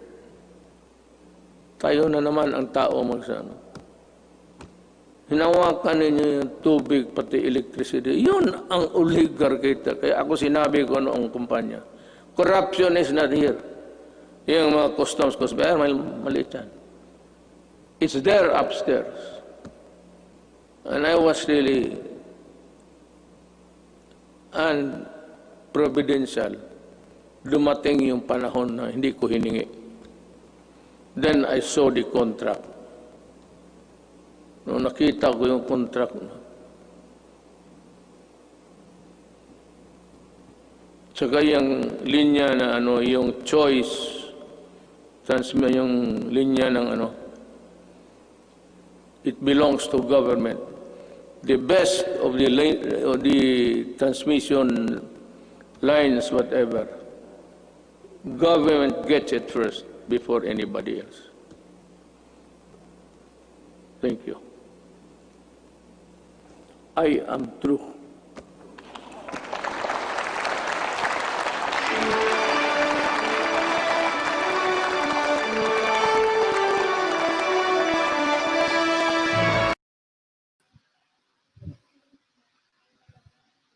Okay, pwede na po tayo magbukas ng ating mga camera. Wilnor? Eto na, Rose, eto na. Parang nanggigigil na mag-silent ang ating mga panauhin. Sige po, buksan na natin ang ating mga camera at umpisahan na natin itong malamang pwede bang tawagin na napakagandang bakbakan. Wala nga lang yung babakbakin na. Magandang hapon uli sa lahat po ng nakasubaybay sa live stream ng iDefend. Isa po to sa mga hindi na natin mabilang pero kumbaga serbisyo sa publiko para makita naman natin yung hindi lang yung side ano po ng na hindi may mga points na hindi na rin natin pero hindi lang yung side ng ating presidente no o ng kanyang mga kaalyado pero po yung ano ba yung nangyayari sa ground no at makita rin natin kung anong reaction ng ating mga panelist dito sa particularly sa SONA na ito at maaari ding maikumpara doon sa ano ba talaga ang nagawa ng gobyerno na ito in the past 4 years na. Introduce lang po natin ang ating mga sabi nga nila sa mga batikang mga panelists no. Excited po kami dahil talagang medyo hindi po medyo talagang magagaling po itong lineup natin at exciting po ang magiging siguro palitan ng puro-puro. Kanina po umalis na kasi si Father Angel Cortez no mula sa Association of Major Religious Superiors of the Philippines. So hindi na siya makakasama ngayon pero nakapagbigay po siya ng statement kanina bago mag-umpisa yung SONA ng presidente. Kasama po natin si Professor Walden Bello, dati pong dating akbayan na party list congressman at isa po sa mga talagang tinitingalang analyst, no, political, economic analyst dito po sa ating bansa. Kasama natin si Attorney Jackie Digia. Jackie, magpakita ka na. Sayang ang mukha. Executive Director po ng at spokesperson ng Commission on Human Rights. So, kasama din natin si Professor Nimia Simbulan, chairperson po ng Philippine Alliance of Human Rights Advocates. Of course, si Judy Pasimio, no, spokesperson ng iDefend at siya po ay mula rin sa Lilac po. Kasama din natin si Attorney Gian Mico Arabejo, siya po ay mula sa Alternative Law Group at of course si Mr. Joseph Ruganan, Country Coordinator ng South. Of course, kasama natin si Rose Trajano, kanina yung nag-introduce ng mga mangyayari sa mga oras na ito. Ako naman po si Wilnor Papa, Human Rights Officer po ng International Film. So, Pahabol Wilnor, si Atty. Virgie Laksa. Si Virgie, sorry. Katapat na nandito ka sa kanang side ko. si Virgie po no sa Kilusang Pambansang Demokrasya po no. So yan, umpisa na po natin at alam ko magiging exciting to. Sige, hindi ko pa alam kung kailangan natin tanungin isa-isa pero siguro umpisa na po natin kasi talagang hindi nagpatay ng kanyang camera kanina ay si Professor Walden, no? Si Ka Walden. Kaya kita-kita natin yung pag-pace around the room niya. Hindi mo alam kung naiinis o natatawa o gusto nang magwala. Sige, umpisahan ko na po sa inyo, Ka Walden. Ano pong, siguro, masasabi ninyo overall dito sa SONA ng Presidente? In comparison sa mga previous SONA ni Presidente, ito yung SONA na through the least applause. Okay? At saka kung nag-clap naman, talagang matamlay yung clapping, no? So, I think unang-una, yon. Pangalawa, yung mga aside niya, kasi ang daming aside dati ni Presidente, this time around, hindi nakakonect yung mga aside niyan eh. In fact, hindi mo nga maintindihan kung what he's referring to. Like yung last na bira niya kay Senator Drilon, I bet yung mga 95% ng mga tao hindi naintindihan kung ano ba talaga yung gustong sabihin ng Presidente dito. So, mukhang this is the most masasabi natin discombobulated SONA. Ewan ko kung si Harry Roque nagsulat dito, pero very uninspiring writing. And then pag you hook that up with an uninspiring speaker, then you have the worst of all worlds. So sa tingin ko, baka maraming by the first third, marami na siguro sa ating mga kababayan na nag-tune out dito sa SONA.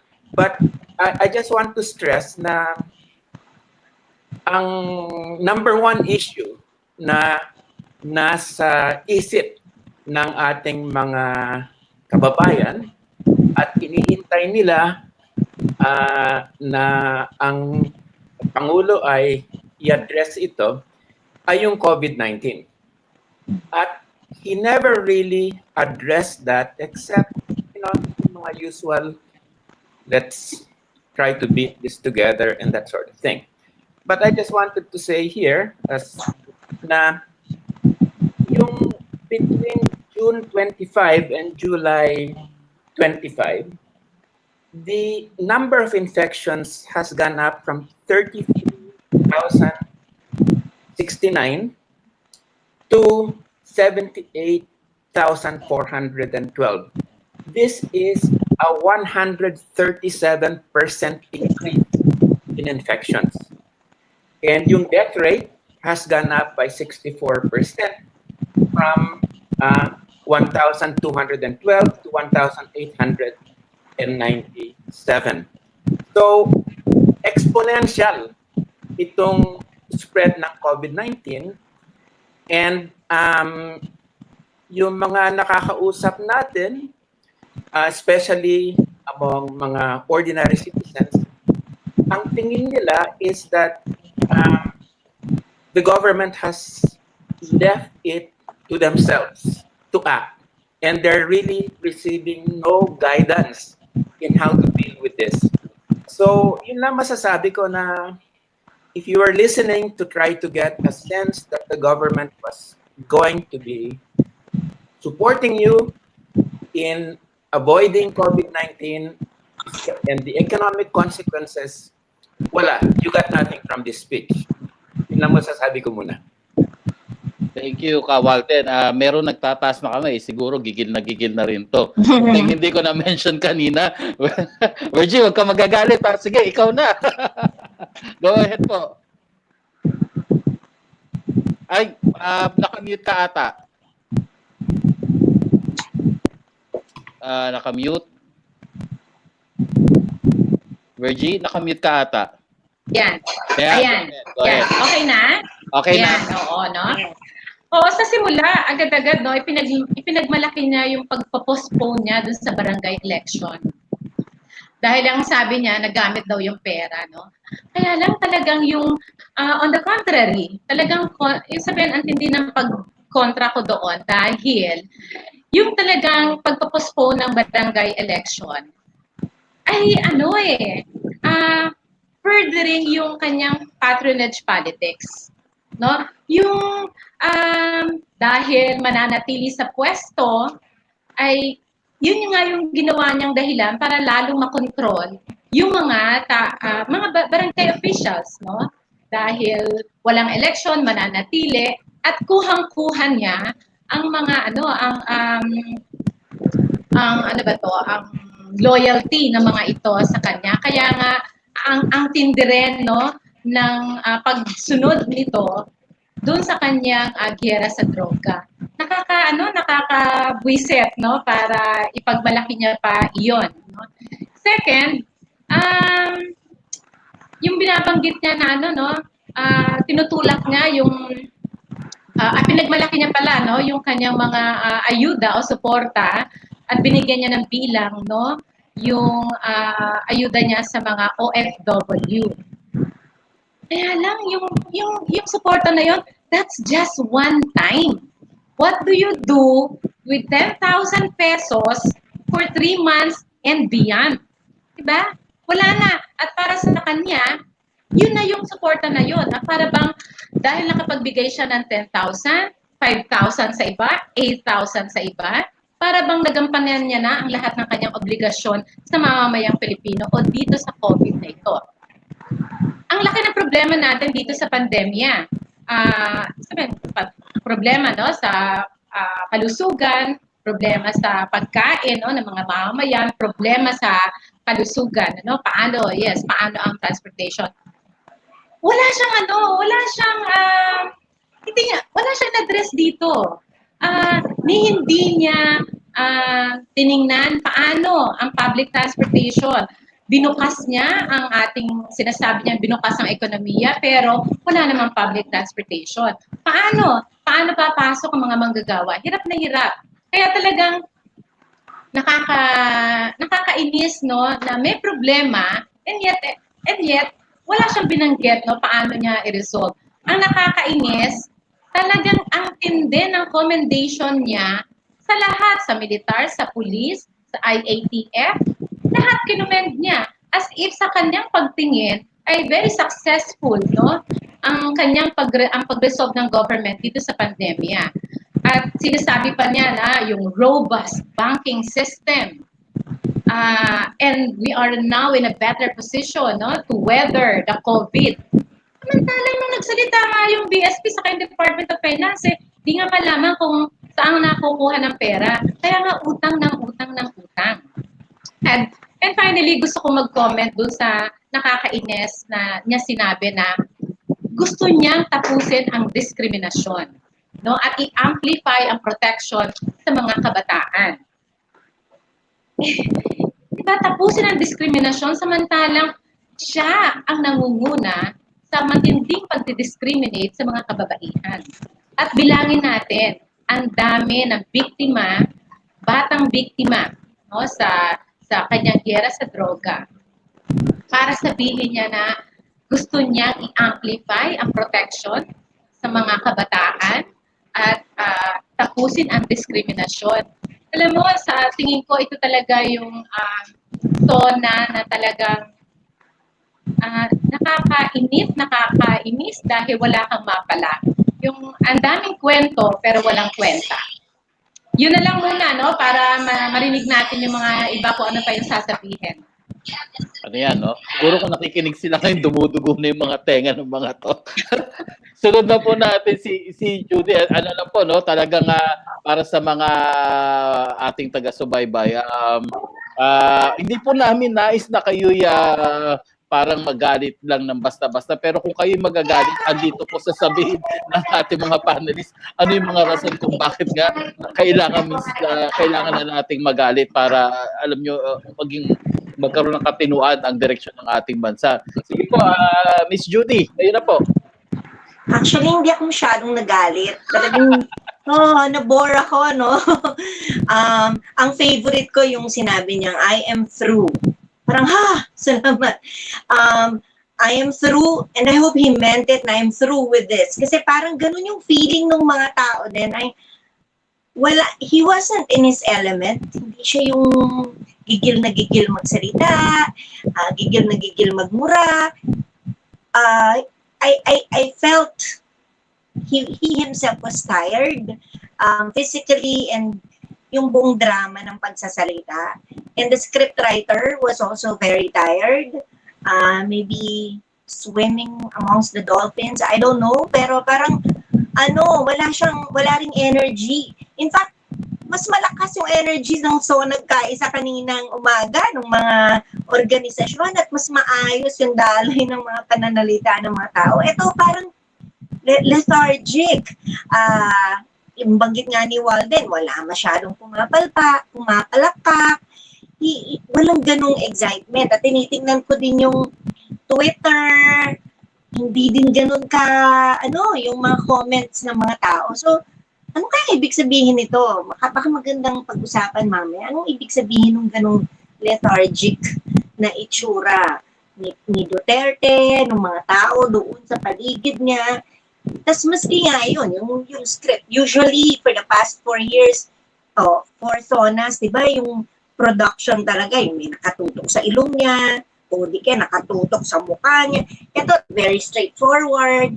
Tas wala siyang, ako mahalaga yun na wala siyang, what do you call that? Yung pinapakita na case, may magsasalita na ito huwarang pulis o di kaya ito yung nangyari kay Mang Julian. Wala siyang ganon. So ibig sabihin ba talagang salat din yung scriptwriter at yung gobyerno from last year till now para makakalap ng ganung mga magagandang kwento kasi wala kang makuha, puro generalities na motherhood statements, and that's very surprising. Tapos yun yung sa lethal injection, dun siya yung revival ng death penalty. Isa yun sa inaasahan niya ata na magtatayuan ng mga palakpak ng mga tao. Pero di ba silensyo? Until he actually said, wala bang papalakpak dyan? Ayaw niyo ba? So sa akin, what does it mean as well? That silence, hindi ganun ka-eager din yung mga tao sa yugtong ito na ito yung i-prioritize na batas. Sana tama. Tapos, yung siguro biglang yung panghuli lang, dalawang panghuli. Yun nga, tulad ni Virgie, yung discrimination. Yun talagang parang hindi, maling-mali talaga yun. Kailangan makita ng mga tagapakinig at nung SONA na mula day one, di pa siya nananalo. Hindi, yun na ang kanyang main agenda. Kung naalala natin, nung nangangampanya siya, yung diskriminasyon laban sa mga kababaihan, diskriminasyon sa mga may kapansanan, at dinala niya yun hanggang dito. So, isa yun sa I am not true na sinabi niya. At bilang panghuli, hinanap ko yung Chacha. Mukhang ako lang ba hindi nakarinig? Pero parang wala. Ano kayang ibig sabihin nun? So, yun siguro yung mga pag-usapan natin mamaya. Salamat po. Magandang na-mention mo yan, no? I was actually waiting for that pero parang kahit hint, no, wala. Sige po, ituloy natin kay Jean. Take it away po. Okay, thank you. Na-mention na yung death penalty, no? So simulan ko na lang din doon na sinabi niya specifically bigyan ng death penalty by lethal injection yung mga crimes under Dangerous Drugs Act. So punong-puno na ng tao yung ating mga kulungan at mukhang ang solusyon niya naman ngayon ay patayin ng mga tao en masse, lalo na yung mga madaming hindi pa tapos ang kaso for drugs, no, pending pa, pero kung i-revive ang death penalty under the Dangerous Drugs Act, mas nagiging punitive lang lalo ang drug laws natin, na ang kagustuhan at ang call natin bilang human rights defenders magkaroon ng medical approach to drugs than it is a criminal approach. And yung pag-enforce ng death penalty sa Dangerous Drugs Act, yun ay talagang criminalization talaga. Mas pinatindi mo pa ang criminalization na hindi naman ganun ang solusyon sa droga, sa abuse of drugs. Secondly, minention niya na gusto niya ipasa ang Department of Overseas Filipino. This is very redundant. Meron na po tayong Overseas Workers Welfare Authority, ang OWA. Sila na po nag-handle niyan together with the Department of Labor and Employment, together with the embassies. Nag-agree ako na kailangan ng suporta ng mga overseas Filipino workers.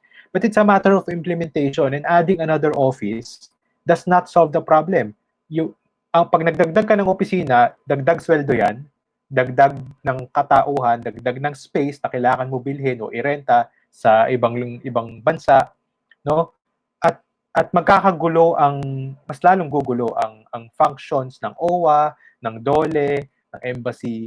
So tingin ko hindi magandang ideya yan at inefficient kumbaga. Sa dami ng pwede nating i-prioritize, bakit mo padadagdagan ng extra layer of bureaucracy sa overseas Filipino workers?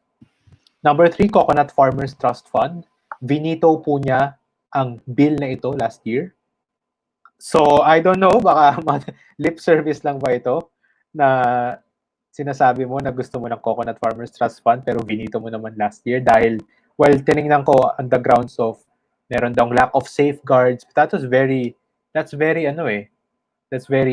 speculative, and you could always pass rules and regulations to complement the law, what the law lacks specifically. So yung issue kasi niya doon, wala dong limits doon sa land. So baka mag-benefit unproportionately doon sa wealthy coconut farmers. Well, you can issue rules and regulations, implementing rules and regulations to prevent that specifically. Why do you have to veto it?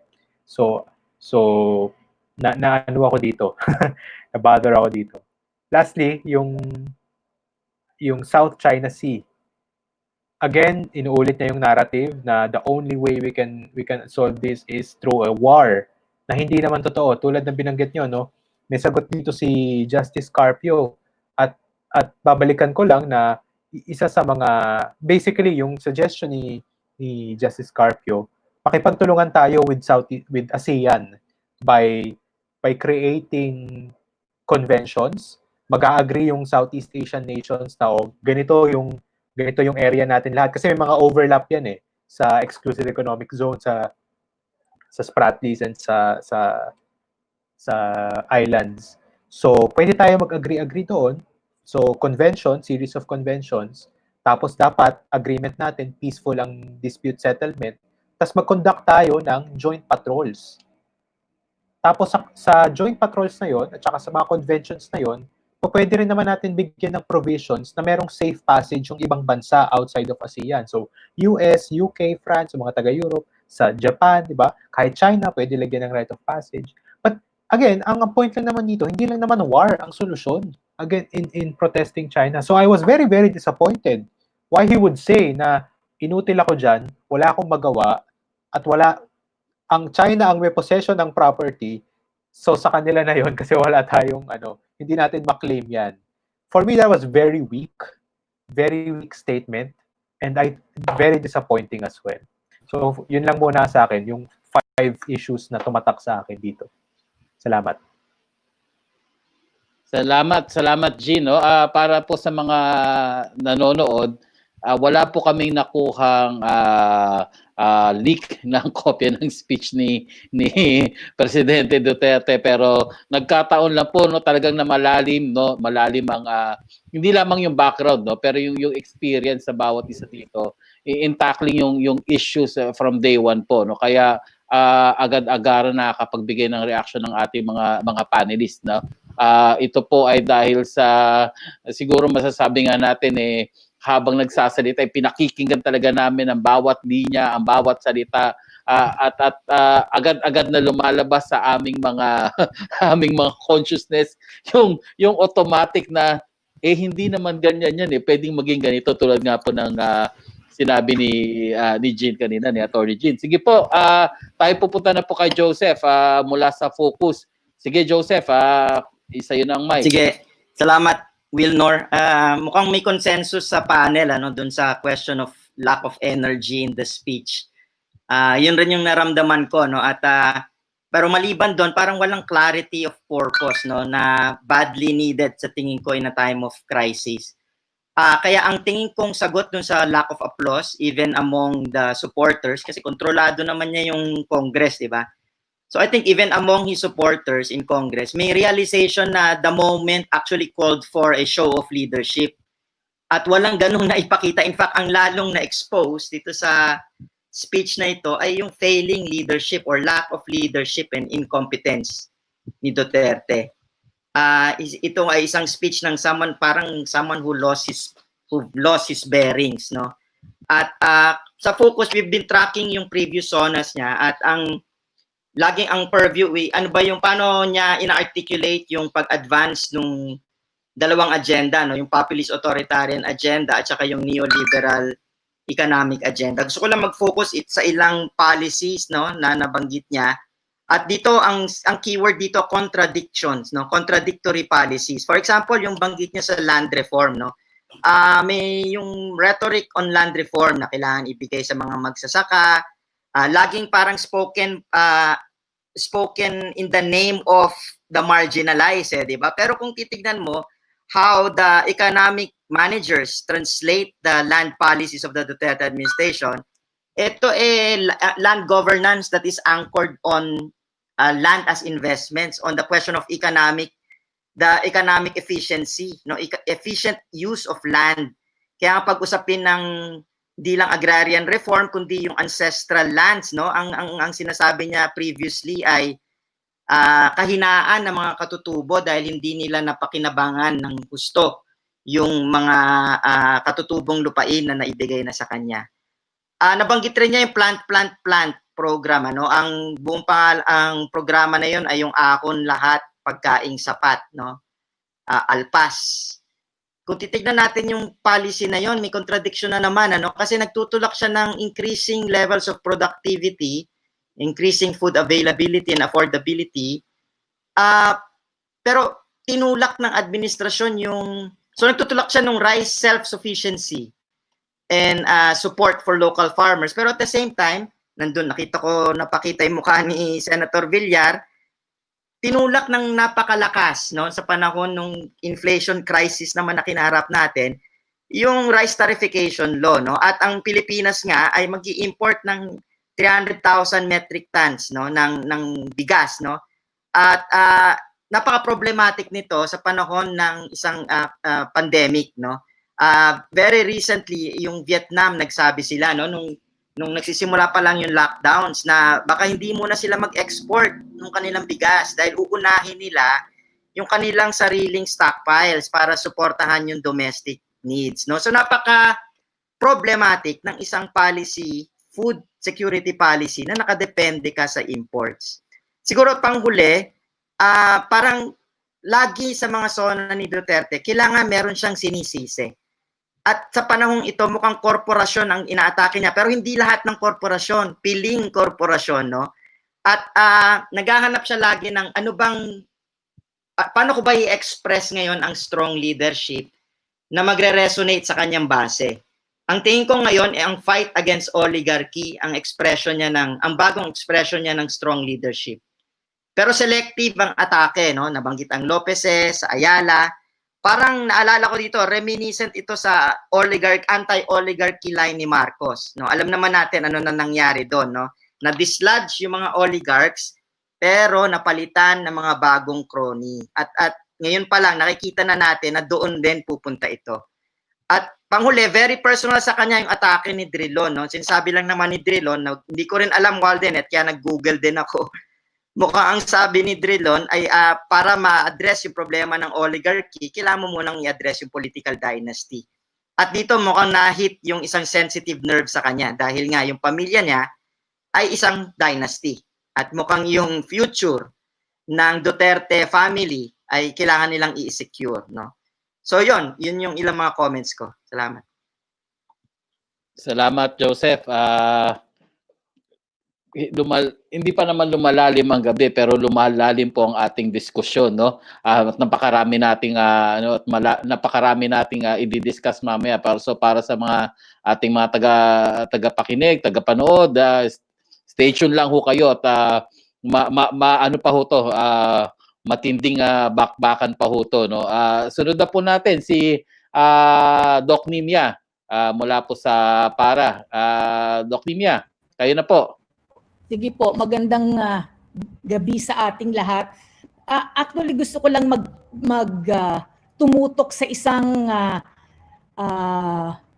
punto na sa palagay ko doon sa naging fifth SONA ng presidente ay hindi ako nagkamali. No? Hindi ako nagkamali ng pagtingin na pag natapos ang administrasyong ito, yung legacy na kanyang iiwanan ay malinaw na malinaw. In fact, nadagdagan pa nga siya ng ebidensya doon sa naging laman ng kanyang SONA. At ang gusto kong bigyang diin ay yung issue ng pagpapatindi or institutionalization ng paggamit ng state violence, at kaugnay nito ay yung impunity, no? Na makikita na, at bakit ko nasasabing yung legacy iiwanan ng gobyernong ito ay yung paggamit ng state violence or institutionalization of state violence. Kasi nung nagsimula ang gobyernong Duterte, nagsimula siya doon sa paglulunsad ng kanyang tinaguriang gera laban sa iligal na droga. At batid natin lahat kung ano ang matinding epekto ng tinaguriang gerang ito sa mamamayang Pilipino, lalong-lalo na dun sa mga mahihirap at nasa laylayan ng ating lipunan, dahil sila yung pangunahing naging target. Sila yung pangunahing nagsabalikat noong violence na sinakatuparan ng gobyernong to using different state institutions, yung Philippine National Police, yung military, yung LGU. Pagkatapos ng gera, tinaguri ang gera laban sa droga, tinamaan ang bansa natin at sapul ng marami ng buong daigdig noong COVID-19 pandemic. At noong tamaan ng ating bansa ng pandemyang ito, nagdeklara siya ng panibagong gera. At ito yung gera laban sa COVID-19. At nakita rin natin, no, sa nakaraang 4-5 buwan, ano ang naging epekto nung kanyang tinaguriang gera sa isang public health problem or sa isang public health crisis. Again, naging malaki at susing papel ang ginampanan ng mga pulis, ng military at ng mga local government units, at umantong ito sa tens of thousands of people getting arrested and imprisoned, detained, incarcerated, bukod pa doon sa mga pagmamalupit, pagmamaltrato, paggamit ng torture ng gobyerno doon sa mga tinagurian niyang quote-unquote pasaway ng lipunan. So, pangalawang gera na yon, no? Pangalawang gera. Also, under the pandemic situation, meron na naman panibagong naging hakbang ang gobyernong ito na nagpapatindi ng state violence laban sa mamamayan. At yung pangatlo ay yung pagpasa ng Anti-Terror Act. Just a few months ago. At alam naman natin ano ang magiging implikasyon, no, ng mga hindi katanggap-tanggap na probisyon ng Anti-Terror Act. By mere definition, di ba, yun yung isang malaking puna, no, o kritisismo sa batas na to, na napaka-vague, napakalawak noong definisyon ng terrorism. No? Virtually any form of criticism or opposition to the government can be labeled as an act of terror or an act as a terrorist act. At ngayon sa 5th SONA, nabanggit niya yung death penalty, yung restoration of the death penalty para magamit laban sa mga taong sangkot sa droga at mga taong sangkot sa terorismo. Kaya hindi ako magtataka na in his 6th SONA madadagdagan pa ito, no? So I think these are 4 of the evidences that would show that indeed under the current dispensation, yung intensification ng state violence is part of the agenda of this government. And in the context of the institutionalization of state terrorism, kasama na dyan yung tinatawag nating weaponization of the law, paggamit ng batas laban sa mga mamamayan, sa mga kritiko, mga oppositionists, mga human rights defenders ng gobyernong ito. And of course, we know na ang consequence niyan, ay yung pagtindi ng kultura o ng isang kapaligiran ng impunity. Very consistent. This government has been very consistent along those two lines. State violence and intensification or perpetuation of a culture of impunity. Of course, ang bottom line niyan would definitely would be worsening of the human rights situation in the country. Yung pagdausdos ng pagkakaroon ng yung kawalan ng isang buhay na may dignidad ng mga mamamayan, lalong-lalo na yung mga mahihirap at nasa laylayan ng lipunan at mga vulnerableng sektor at grupo ng lipunan. So that's it. Salamat. Salamat, Doc Nibia. Yung inyo pong pagtingin, yung inyong pagtingin simula nung umpisa pa ng kanyang administration, mukhang ito na nga po talaga yung kinalulugmukan nating lahat.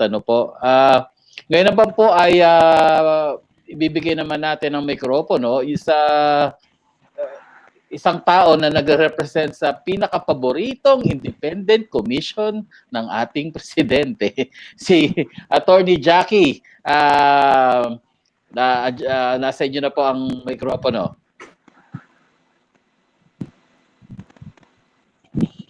Yes, well, nung pinakinggan natin yung SONA ng presidente kanina, it started very interesting because binanggit niya agad yung ABS-CBN, And nung pagkabanggit niya ng ABS-CBN, kinonfirm niya na it was guided by a political whim, yung closure ng ABS-CBN, because from his words mismo, sinabi niya that I am a casualty of ABS-CBN. And therefore, nakita natin rito na yung sinasabi ng pamahalaan noon at ng Kongreso na it's not an issue of press freedom ay na-debunk by his own words.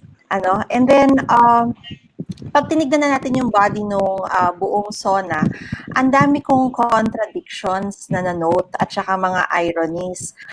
Una sa lahat, sinabi niya dun sa laban against COVID na napaka-importante ng businesses at dapat ay tulungan sila na makabangon muli. Kaya lang, throughout his SONA, meron siyang mga nabanggit na issue ng oligarchy. Nabanggit niya yung galit niya sa Ayalas, nabanggit niya yung sa Smart at saka sa Globe. Mapapaisip ka tuloy na baka sila na yung next na ABS-CBN, na ipapasara rin ng pamahalaan. Yun yung una natin nakita na contradiction. Yung pangalawang contradiction na nakita natin, una sinabi niya yung he will prioritize life. In fact, sinabi na naman niya na human lives are very important. Kaya lang, sinabi nga niya na gusto niyang ipasa ng Kongreso yung death penalty by lethal injection pa, So, again, that negates his statement. And then, sinabi, very ironic rin na nagpasalamat siya sa mga tao na tumulong laban sa COVID-19. Kaya lang hindi niya inuna yung medical frontliners natin. And sinabi niya na kailangan sana ay bigyan ng guarantee natin yung mataas na sweldo, yung mga benepisyo ng ating mga security sector. Kaya lang wala siyang nabanggit para sa mga frontliners, especially in the medical profession. At yung hinihingi natin noong pang mga nakalipas sa taon para sa mga guro. And napaka-importante iyon na nakaligtaan na i-mention. And then, nagsabi siya tungkol sa corruption, kaya lang alam rin natin na talamak pa rin yung corruption sa pamahalaan. In fact, ngayong araw na to, kung kailan masyadong maraming police presence na nagkalat sa buong brazenly ay pinatay at pinaslang yung NCMH director, and meron pang sinasagawang investigasyon tungkol sa korupsyon sa NCMH. And then, of course, we're rocked by the controversy also at PhilHealth. And na tugunan iyon ng pamahalaan. And then, it's also very interesting na he made mention about the UNHRC 44th session, and meron siyang kataga, very very very interesting yung kataga na sinabi niya na rest assured we will not dodge our obligation to fight for human rights. And napapaisip ka rito is sinasabi ba nila ito para mapakinggan ng UN, para ipakita na sila ay tumatalima sa human rights? Kaya lang sabi nga natin, kinakailangan sundan ito ng konkretong aksyon. Yung mga binitawan nilang salita during the Human Rights Council na engage ang CHR doon sa body na kine-create nila ay hindi pa nangyayari sa ngayon. At yung non-cooperation ng ating state forces, security forces ay patuloy pa rin na nangyayari ngayon. And kailangan talaga hindi lang ito mere words to appease the international community, kaya lang kailangan ay tumagos into real actions. And then, hindi nawala, of course, yung usapin tungkol sa droga at may kwento pa siya tungkol rito. And again, in-emphasize niya rin na yung ironically, freedom from illegal drugs, sabi niya, from criminality, from terrorism is a human rights violation. So, yun yung mga interesting quotes na nakuha natin mula sa kanya. And well, yung hindi ako nag-a-agree rin na sinabi niya at isang contradiction na yung sinabi niyang walang human rights violation doon sa dineklarang martial law sa Mindanao. The mere fact na hanggang ngayon ay hindi pa nakakatayo ang Marawi at maraming internally displaced is a human rights issue na dapat kaharapin, and ibig sabihin ay dapat kaharapin ng pamahalaan. So, yun yung mga paunang observations natin about the SONA. Maraming salamat. Salamat, Jackie. Dumadami yung mga issues na pag-uusapan natin. Hanggang alas 12 po tayo ngayon. Alas 12 ng madaling araw bukas. Hindi mamaya. Sige, Rose. Mula po sa PARA, Secretary General ng PARA, Rose, ikaw na po. Oo, salamat, Wilnor. No? Sa akin siguro, isa sa matingkad at nakakatakot, no? At nakakagulat kasi parang first time ko itong narinig sa isang pamahalaan, no, na binibigay sa militar yung responsibilidad na maipatupad ang mga barangay development program. Hindi ba yan ay purview ng local government? Hindi ba dapat yung yung ating pamahalaan ang gagawa nito at hindi ang security sector? Pero gusto ko itong i-relate, no? Ngayon, parang first time ko narinig talaga direct from Duterte's mouth. Kasi palagi lang dati itong naririnig sa mga militar. Nire-relate ko ito ngayon doon sa Executive Order number 70 at 17, no, na inilabas noong December 2018. Ito yung Peace and Development Framework ng Pilipinas, pero nakadugtong dito yung pag-create ng National Task Force to End Communist Communist conflict. So parang sinasabi niya na, winawarningan niya na ang mga tao na titiyakin niya na ang mga programa sa mga communities, lalo na sa mga rural communities, ay pangungunahan ng militar. Kaya yung mga sinasabi nilang perceived na mga enemies of the state, yung mga nire-red tag ay kuwi daw kayo. Pero ang nakakalungkot nito, tayong mga human rights defenders, tayong mga development workers, ang tumutulong sa LGU para ma-implement yung mga barangay development programs. In fact, hindi sila umaabot. No? Babanggitin niya siguro ni Judy. Hindi sila umaabot sa areas ng mga indigenous people. Kaya nga nagtayo ng eskwelahan ng sarili-sariling mga IPs. Kaya nga sila-sila ang nagagamot sa sarili nila. Kasi nga hindi umaabot ang gobyerno. So bakit mo ibibigay sa AFP, sa militar, ang paggogobyerno?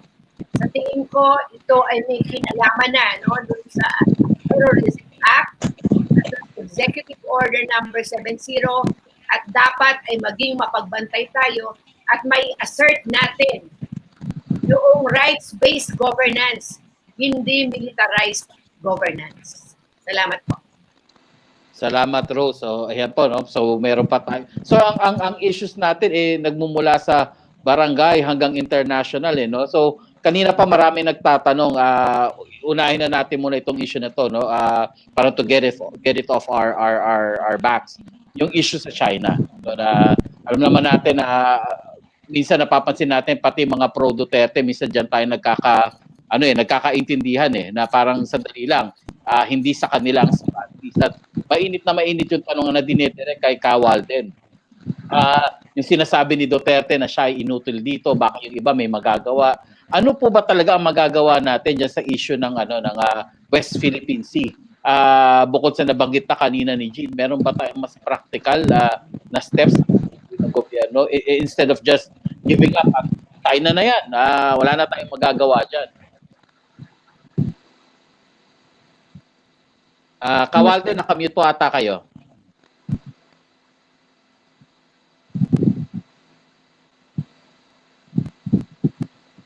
Okay, sumasang-ayon ako rin sa approach na malawak ang opportunity for diplomacy dito, especially with the other ASEAN countries. No?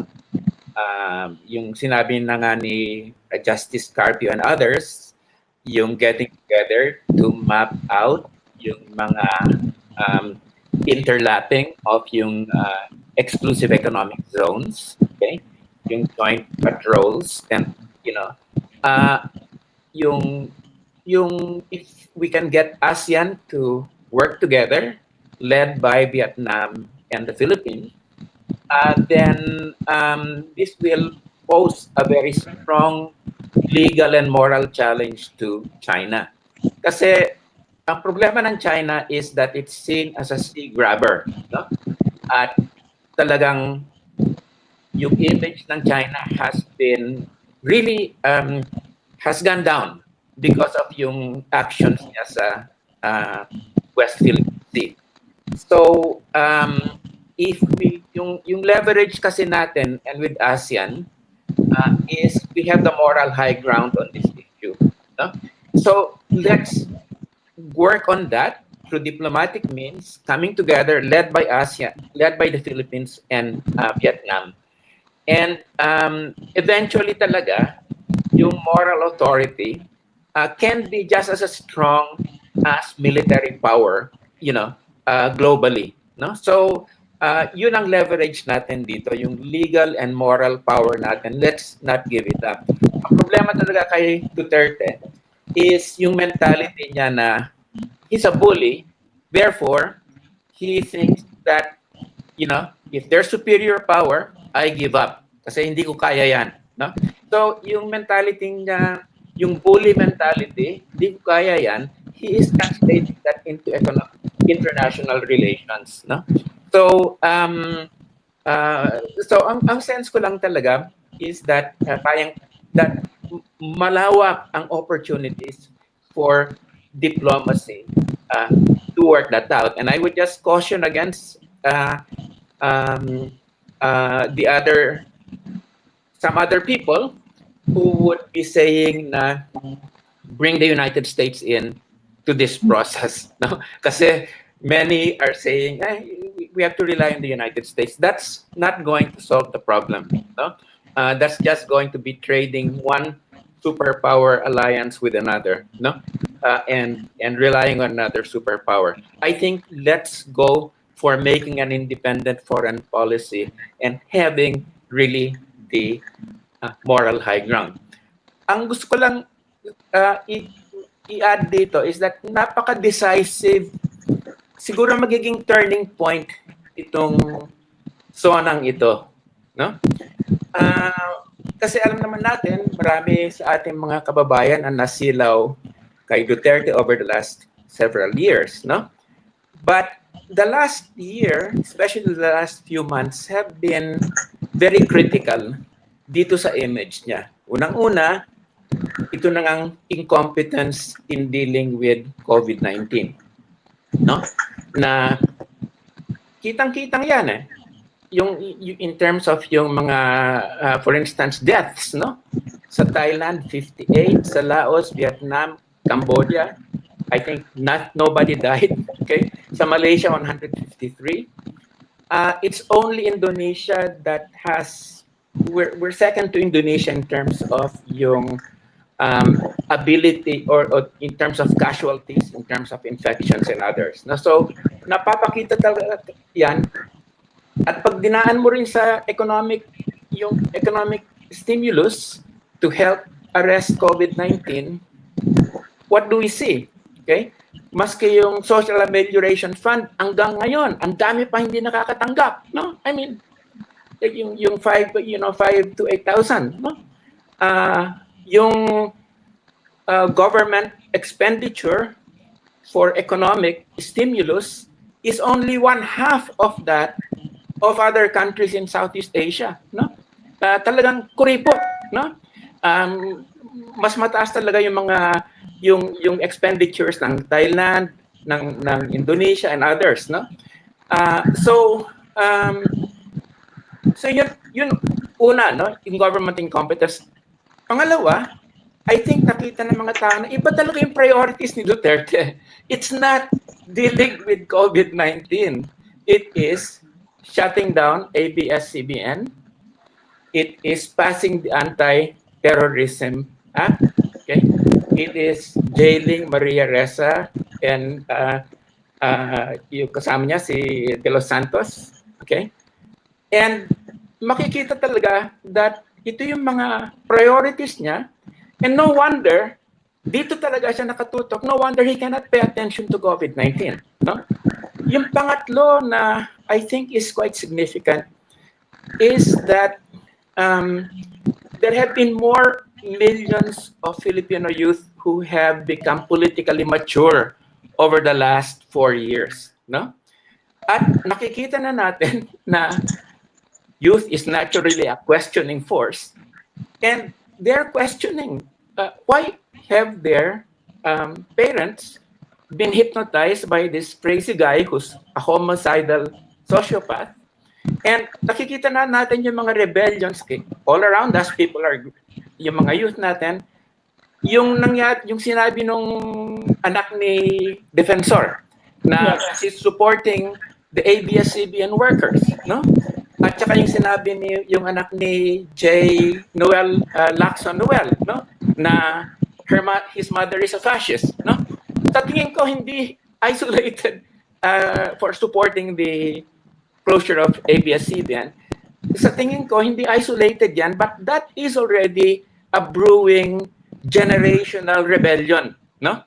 And sa tingin ko, I think that this is going to increase over the next few months, no? So I guess my sense is that these factors, coupled with this uninspiring SONA of Duterte, is catalyzing a new situation whereby resistance is going to be increasing to this administration. So sa tingin ko, these events plus yung SONA de Duterte have shattered his image of invincibility. So I think that we are at a turning point in our relationship, in the country's relations with the Duterte government.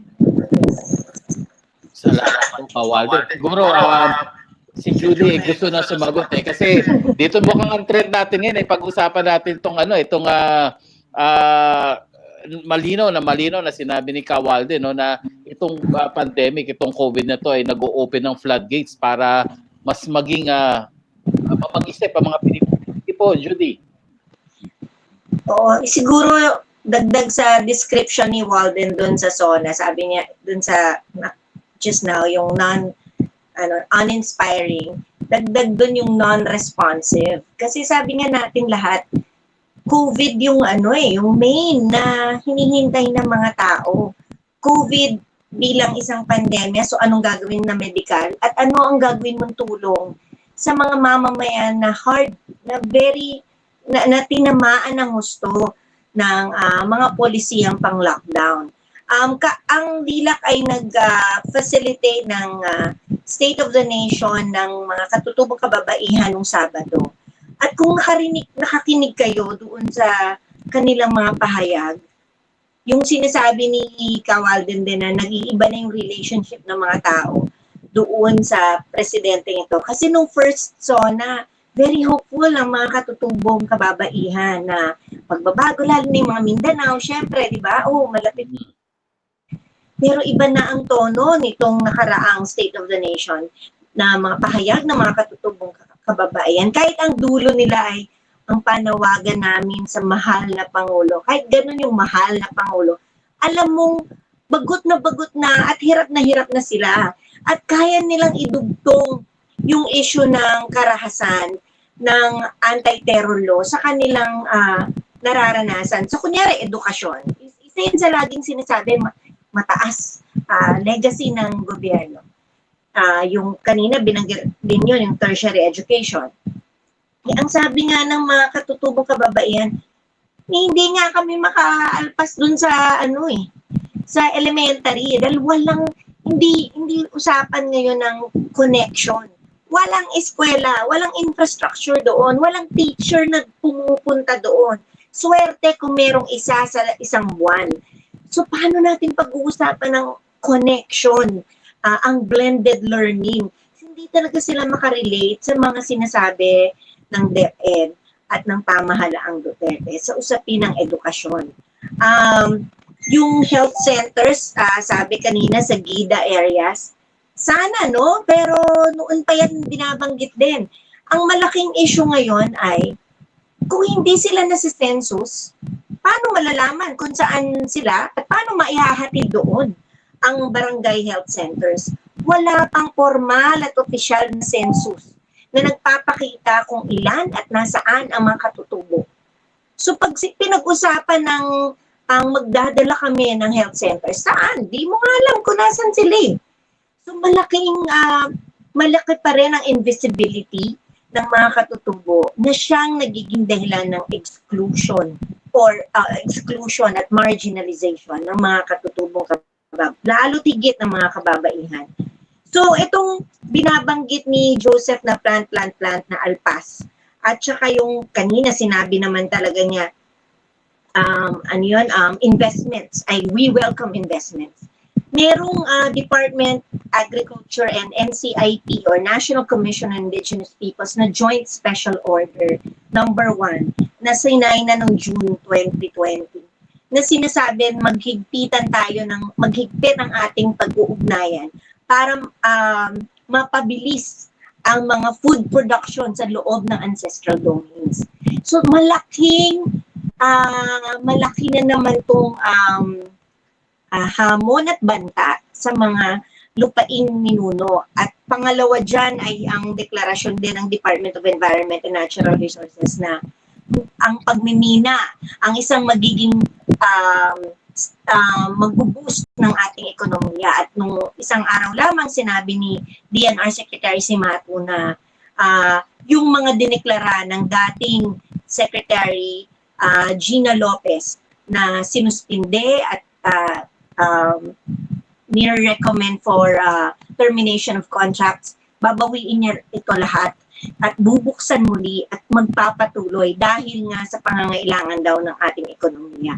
So ulit, malaking banta ito. Noon pa to, struggle ng mga katutubo para paalisin sa kanilang lupain na naglilimas ng kanilang likas yaman.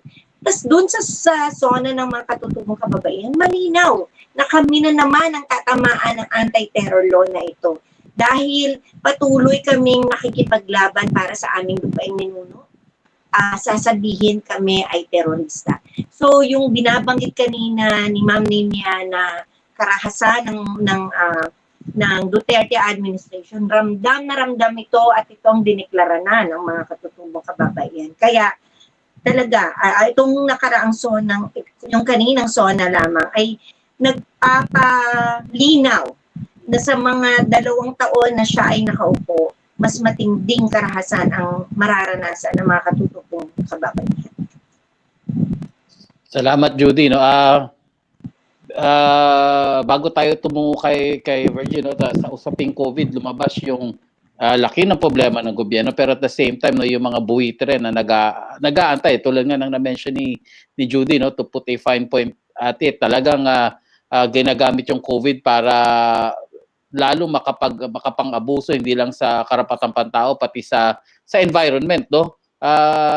Very interesting yung mga ganitong take ng ating mga panelists, at magandang patuloy lang po tayo makinig dahil marami po talaga tayong mapupulot. Sige, Virgie, ikaw na po. Tayo ba o tayo po? Sino? Kasi Virgie? Attorney Virgie? not Virgie? Ayan. Go ahead po. Medyo nawala kayo kanina.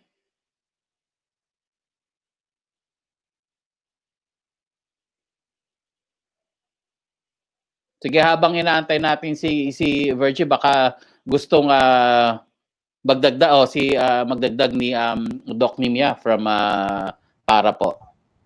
Hindi, parang nakikita natin merong nagiging pagbabago doon sa political landscape, no? Pagdating doon sa usapin ng unti-unting nagigising yung iba't ibang mga sektor tungkol doon sa tunay na kulay, tunay na katauhan ng kasalukuyang gobyerno. In fact, this morning sa isang radio program na aking pinakikinggan, naglunsad sila ng isang survey, no, na parang survey sa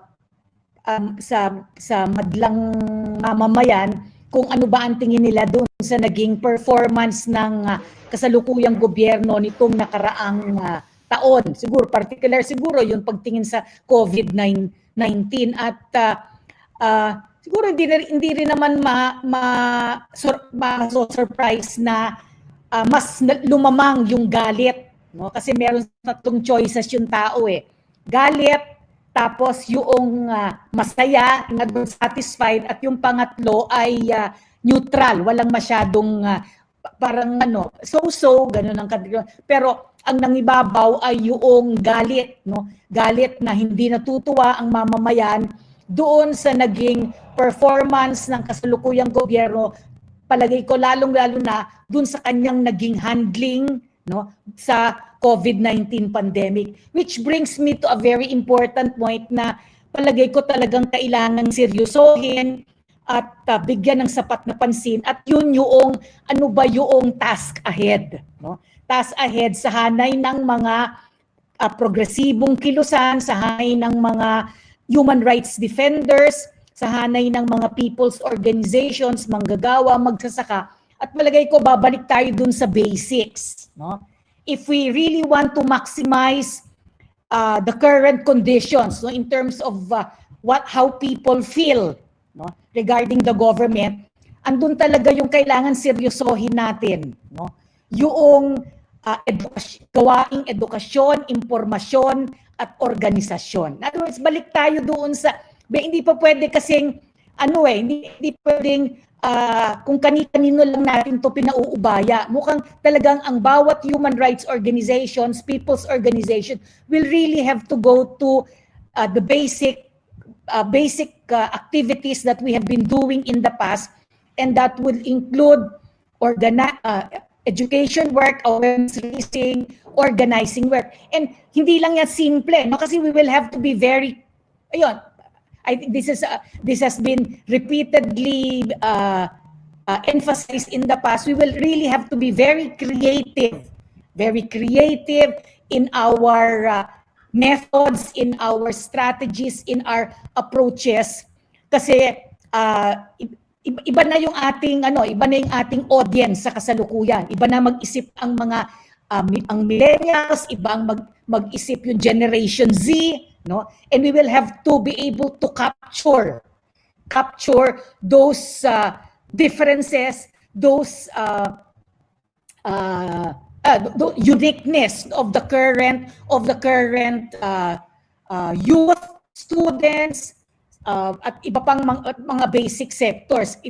Palagay ko yun yung isang malaking hamon, no? Malaking hamon na dapat harapin ng seryoso ng lahat ng mga mamamayan at ng mga organisasyon na talagang para mapagsamantalahan natin yung napakagandang opportunity, kasi otherwise we will just be going back to the past, no? Parang mamimiss natin yung opportunity to be able to use the current conditions to intensify the conflict and intensify political awareness raising among our people. Yun na po. Salamat, Doc, no? Totoo yan. Iba na kami mag-isip, mga millennials, no? Kaya kailangan wala man paano magko-communicate sa amin. Millennials ka dyan. Naputol po kanina si Virgie. So, sige po, Attorney Virgie. Oo. Oo. Salamat, Wilnor, no? Alam mo, in this SONA, si Duterte has actually exposed himself. He exposed his incompetence, his inefficiency, and his subserviency, no? Alam mo, very frustrating nung sabihin niya, no, na ang pinag-uusapan na yung relasyon sa China.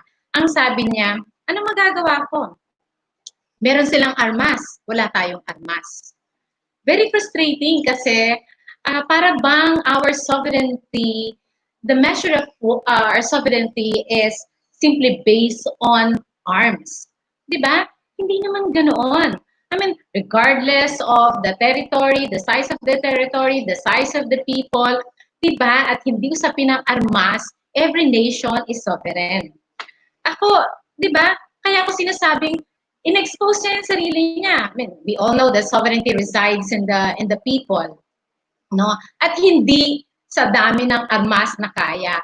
In-expose din niya talaga na sa simula't simula pa talaga, pinatotohanan niya ngayon na giyera at militaristasyon talaga ang kanyang lagi ng formula.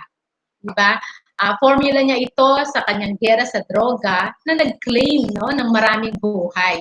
At ngayon, ito rin yung formula niya dito sa kanyang para isulong yung kanyang anti-terrorism na batas na nga ito. Militar na naman ang kanyang ginagamit. Kaya nga kanina, pinansinan ni Rose, no? Bakit sa paggogobyerno, no, ang gagamitin niya ay ang kanyang mga militar? Sa halip na ang gamit ng militar ay para i-secure ang ating bansa. Bakit doon gagamitin? Doon, tapos sinabi niya, ang sabi niya ay a life that is lost forever. Imagine, sa kanya pa manggagaling, samantalang markadong-markado siya sa kanyang giyera sa droga that claims the lives of more than 30,000 people. Di ba? Para sabihin niya yon. Kaya itong SONA na ito, palagay ko marami talagang nagising. Maraming nagising na mamamayan mula doon sa pagkakatulog, no, o nadismaya. At palagay ko magpapadali, bagamat marami tayong tatrabahuin, magpapadali itong SONA na ito sa trabaho natin dahil nga hindi na natin kailangan pang i-expose si Duterte dahil siya mismo ang nag-expose sa kanyang sarili.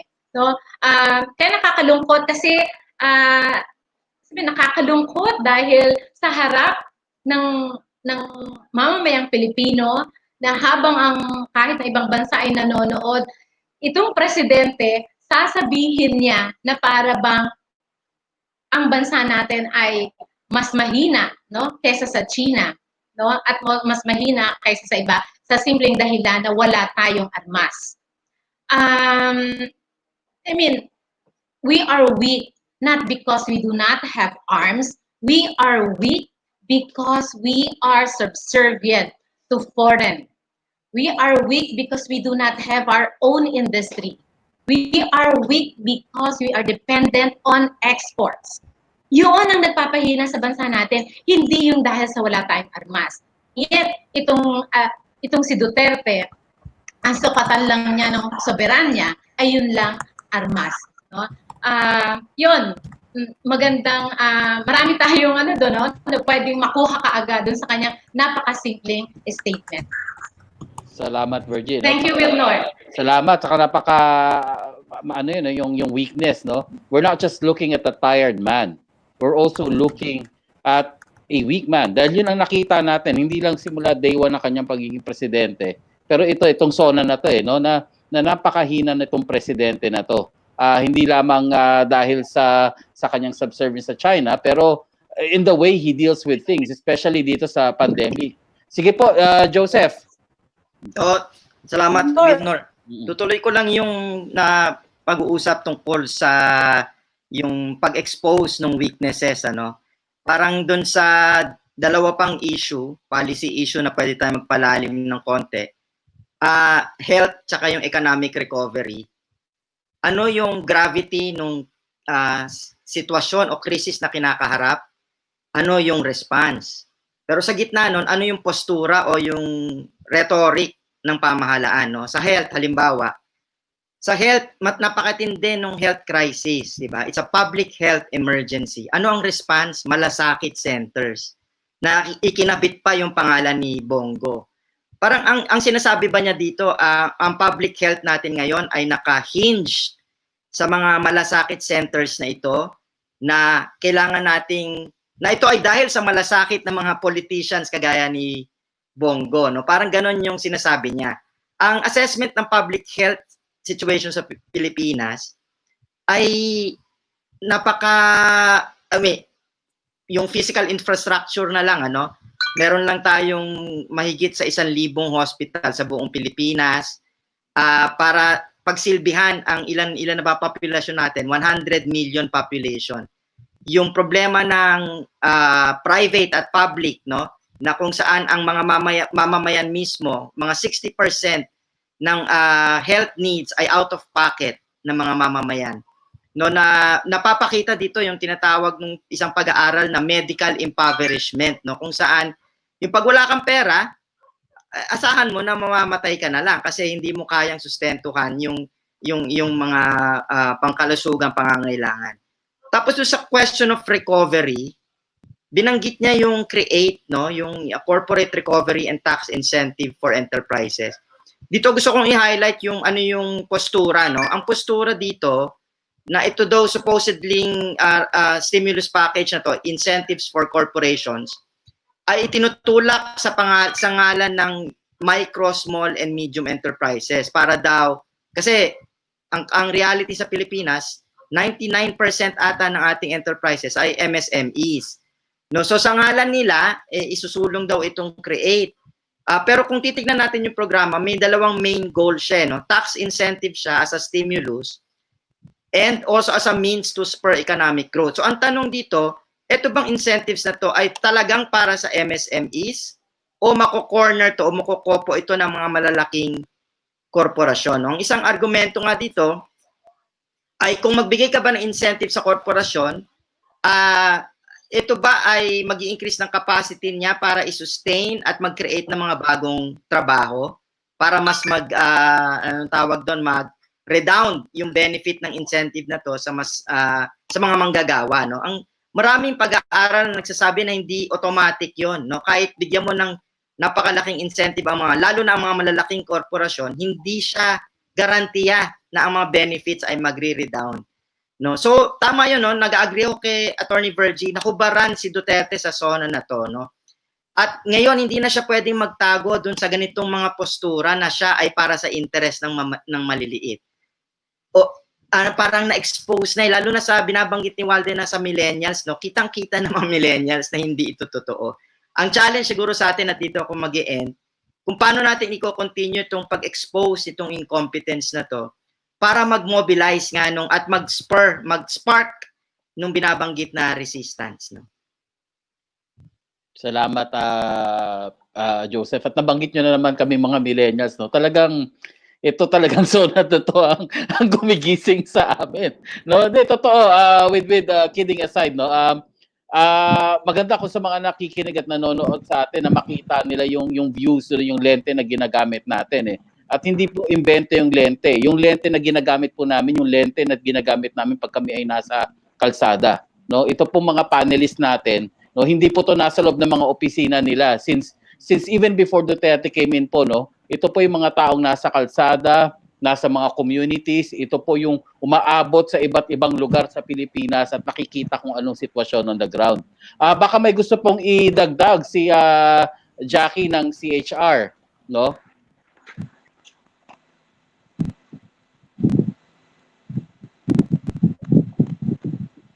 Sige po, Jackie. Wilnor. Thank you. Well, sumasang-ayon tayo sa lahat ng naging panelists, no, na ito kasing COVID na problema ay ang nag-expose na businesses at saka nag-heighten ng mga abuses. Nakita natin during the past 4 months na wineponize yung COVID, ginamit bilang convenient cover para mapalakas pa yung paggamit ng ating secure access. Nakita natin yung militarized approach doon sa pag-respond sa COVID. Then sa panahon ng COVID, pinasa rin yung anti-terror law. Nakita na nagkaroon ng very fast turnabout. Last week, nila napapayagan nila yung mga protesta at hindi nila to kaya lang bigit yung COVID at sinabi na Jackie, medyo choppy ka. Sige, abang inaantay po natin si Jackie. Ayun, go ahead. Yeah. Nakita rin natin na sa panahon ng COVID, yung mga programa ng pamahalaan matalima sa lahat ng vulnerable sector, no? Nakita rin natin na ang daming mga reklamo at saka ng panahon na iyon, kami sa CHR nakapag-document ng halos 1,000 na reklamo patungkol pa lamang sa COVID. And kung nakabit natin sa SONA na napakinggan natin kanina, ang daming binanggit na mga batas na naipasa ng pamahalaan na seemingly sinasabi nila nagawa natin yung ating mga tungkulin, pumapabor ito sa mga tao, kaya lang yung pagtagos ng mga batas na ito into real projects and programs na mararamdaman ng mga tao, hindi nangyayari. So yung implementasyon ng batas ay kailangan pa rin, hindi enough na nakakapagpasa ng batas.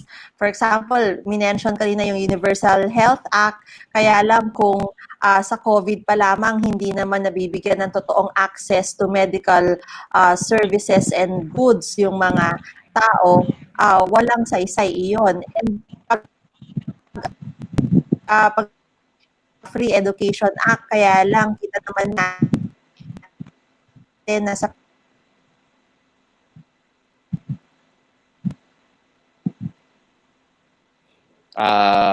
Jackie, medyo may technical glitches po sa connection ni Jackie. Pero yun nga po, no, itong COVID mukhang ito yung sa storya ito yung bata doon sa Emperor's New Clothes, no, na nagsabing hindi naman maganda yung damit niyan hubad yung emperor. So nagkaroon tayo ng opportunity na makita, hindi lang tayo, no, halos ang sambayanan na makita kung ano ba talaga yung strength nitong gobyerno na to at lumalabas na mukhang wala, no?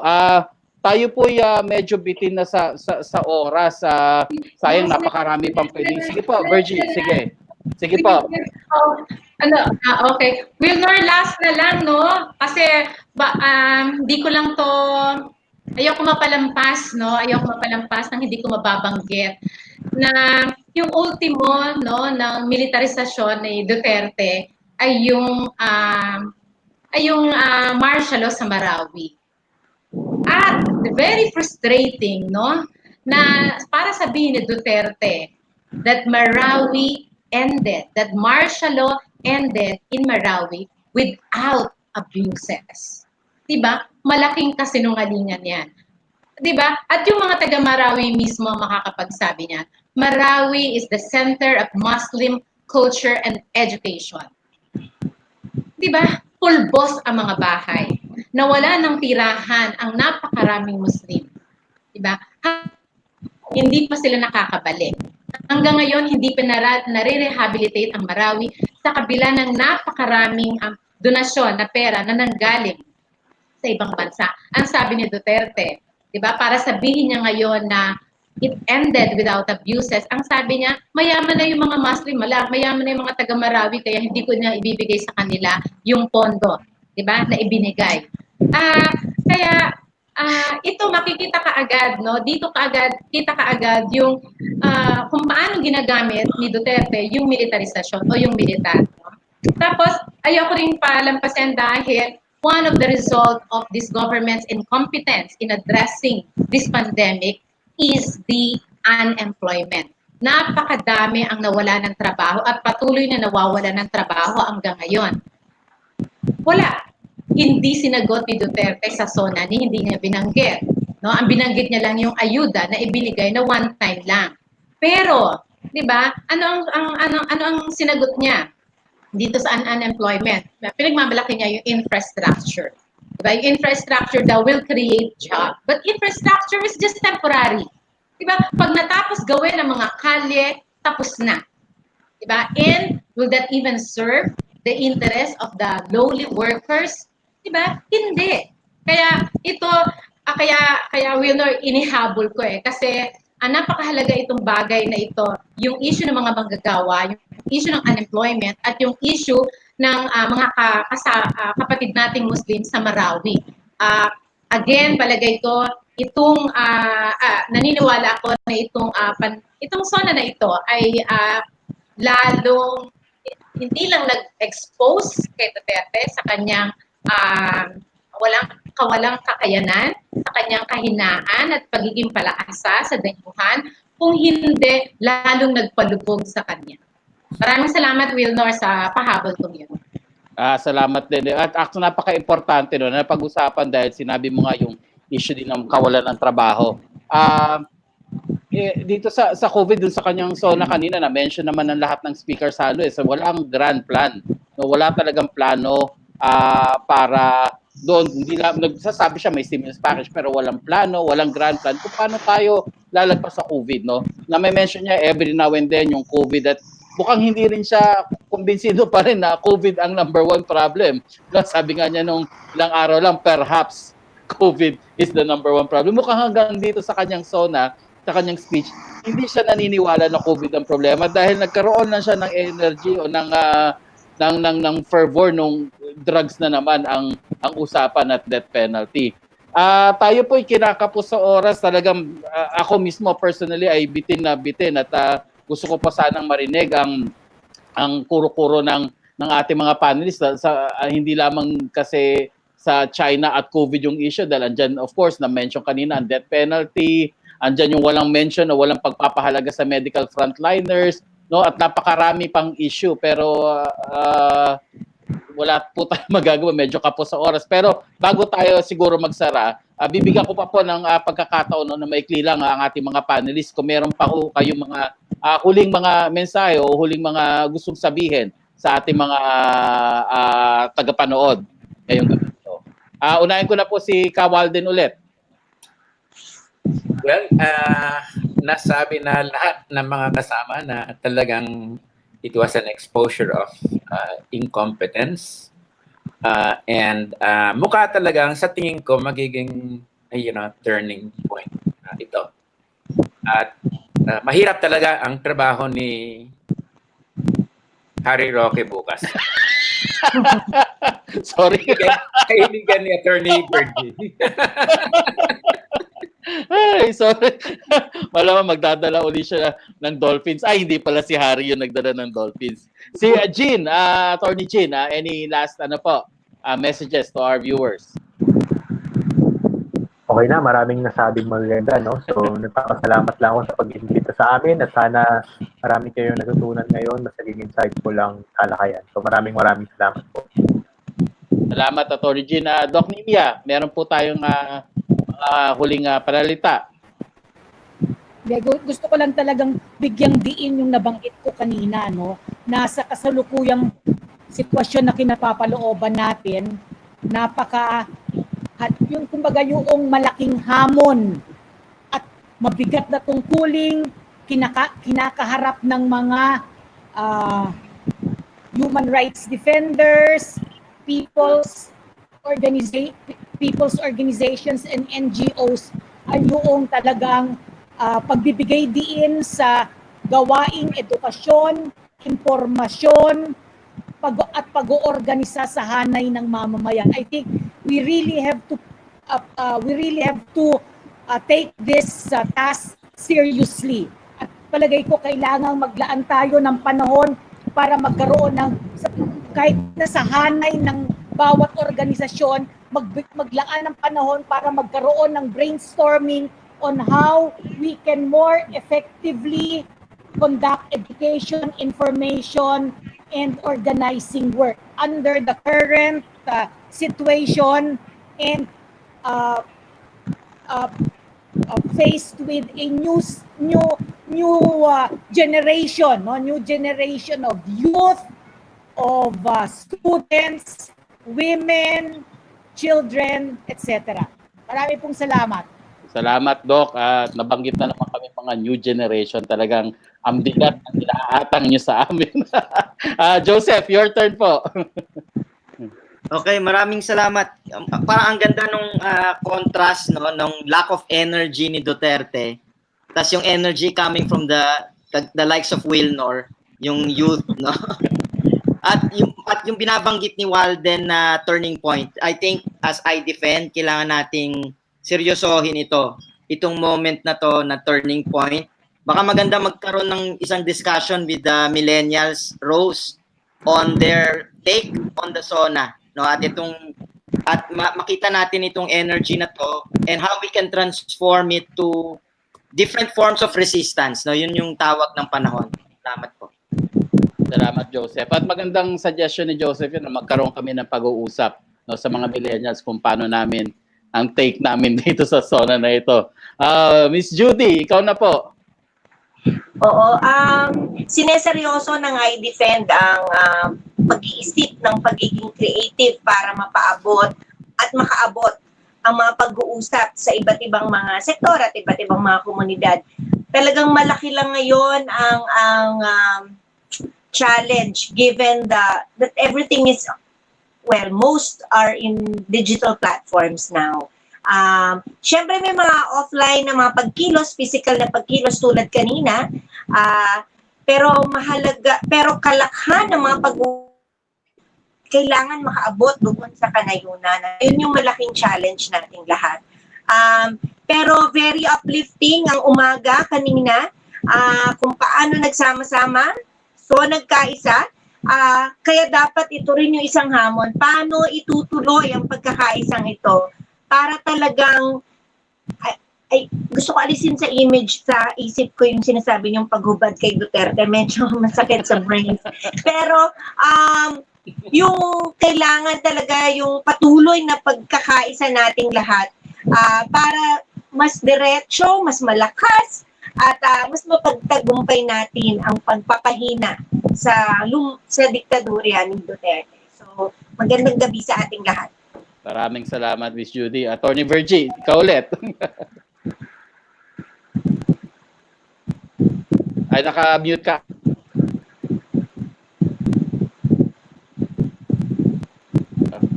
Attorney, naka-mute ka ata. Kami. Yan. Ay, Virgie, naka-mute ka. Virgie, naka-mute. Naka-mute ka, Virgie.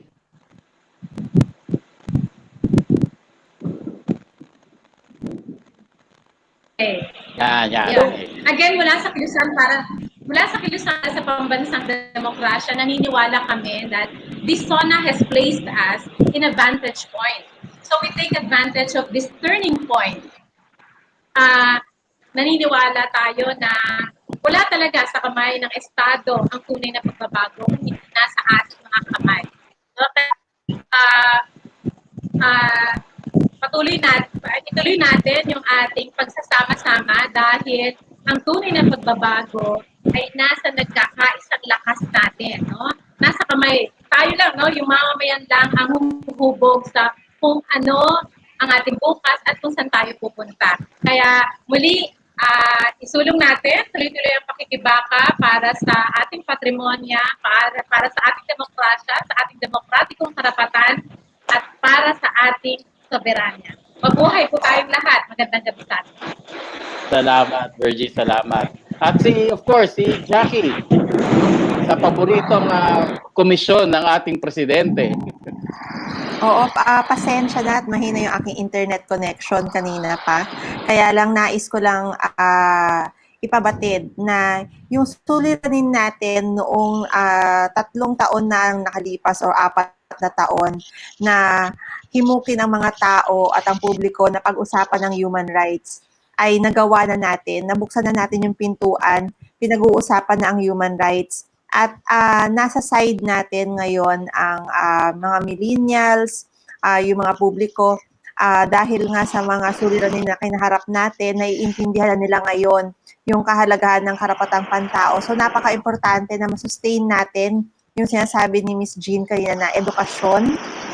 Kailangan natin magkaisa at kailangan natin magsama-sama para lalo pang maintindihan ng publiko yung kahalagahan ng kanilang mga karapatan. Kami naman sa CHR ay patuloy yung aming commitment na kami ay titindig para sa karapatang pantao. Kami ay tutulong sa lahat ng mga organisasyon para mapalakas pa ang laban para sa karapatang pantao. Salamat, Jackie. Salamat. At para po isarado itong ating pagtitipon itong gabing ito, tinatawagan ko po ang Secretary General ng PARA, Rose. Sige po. Nakamute ka, Rose. Again, nagpapasalamat kami sa ating lahat ng ating mga panauhin ngayon. Maraming salamat po sa inyo. Sa inyong napakaganda at napakalalim na pag-aanalisa, no, ng SONA. Pero syempre, ang major na question naman ng karaniwang tao, kung ba sa inilatag ni Duterte ay makakaraos tayo? Diba? Makakaraos ba tayo dito sa pandemya na ito at dito sa kinakasaglakan nating kahirapan ngayon sa ekonomiya? Yun naman ang basic na question nila eh. Yung bang mga drivers ay makakapagbiyahe na? No? Meron ba kami pambibili ng pagkain? Yung lalo na yung mga nalalockdown, mga hard lockdown sa mga communities, meron pa ba silang mga ayuda o wala? Yun ang basic kong question ng ating mamamayan. At sa dami-dami ng mga binanggit, no, ng presidente, mukhang hindi yon matutugunan.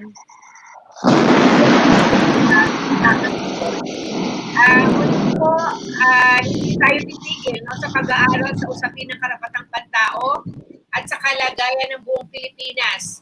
2 taon pa tayong kailangang magtuloy-tuloy, no, ng pagkilos at paglabas at pagsasalita, pagpapahayag ng ating mga karapatan, no, hindi lamang po ito para sa ating mga millennials daw, sabi ni Wilnor, kahit sa aming mga centennial, sa ating mga anak at mga apo, kailangan nating panindigan yung kanilang future, yung kanilang karapatang pantao. At sa gabi po ito ay magwawakas uli kami sa aming panawagan. Lumabas tayo, lumaban tayo. Maraming salamat po. Galing. Salamat po, Rose. Salamat, no? Para po sa mga nanonood, tanda po natin. Salamat sa inyo lahat. Yung hashtag SONA 2020. hashtag Do30Fail, hashtag SONA Kaisa, hashtag Resist Dictatorship, hashtag Scrap Terror Law, at hashtag Defend Human Rights. So sabi nga po ng ating mga panauhin, patuloy lang po tayo magsama-sama, magtulungan. Kailangan po nating makalagpas, hindi lamang sa pandemyang ito, sa Duterte administration nang andito pa yung ating mga ulo sa taas. Yan, maraming salamat po in behalf of iDefend, maraming salamat po, abangan nyo lang po at marami pa po mga nakalinyang mga ganitong aktibidades para safe at home kayo. Pero remember, stay safe but not silent. Salamat po ulit sa ating lahat.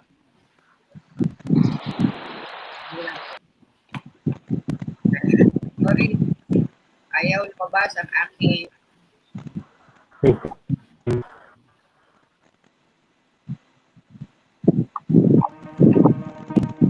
COVID-19 people have lost their lives. COVID-19 is spreading. Department of Health reported 9 new confirmed cases, patients Measures na 25. pinapatupad ngayon gaya ng social distancing. Na wala pa silang natatanggap na ayuda mula sa pamahalaan bilang pagsunod sa isinasaad sa enhanced community. Ng mga inaasikasong COVID-19 patients, maraming doktor ang hindi na po nakakauwi. To take urgent and aggressive action.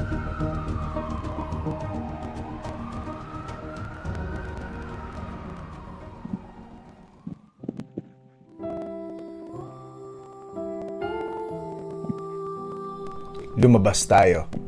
Lumabas tayo sa makitid na pananaw, papunta sa malawak na pag-unawa sa isa't isa, lalo para sa mga taong naisasantabi at kailangan pakinggan. Lumabas tayo mula sa mga kanya-kanyang pag-aalala, lampas sa sari-sariling pangamba, dahil ang kailangang harapin ay sinusubok tayong magkakasama. Lumabas tayo mula sa pananahimik, dahil ngayong ang buhay natin ang nakataya, ay hindi dapat pipi at nakapikit, napapastulin nila umong bangin. Lumabas tayo mula sa dilim ng panlilinlang at panlilito. Malinaw sa atin kung ano ang gusto nating masalubong sa paglabas natin ngayon papuntang bukas. Kabuhayan na sasapat, Kain na busog, tahanan nakakanlong, malayang umalam, kumilos, makialam. Unahin ang kapakanan ng mamamayan, kilalanin ang karapatan. Lalabas tayo sa kabanatang ito sa buhay natin. Baon ng katotohanang may mas malalaki pa tayong mapagwawagian. Na hindi na tayo papayag maipasok muli sa ganitong hirap na kalagayan dahil matututo tayong lumaban sa iba pang mga sakit ng lipunan. Lumabas tayo. Lumaban tayo.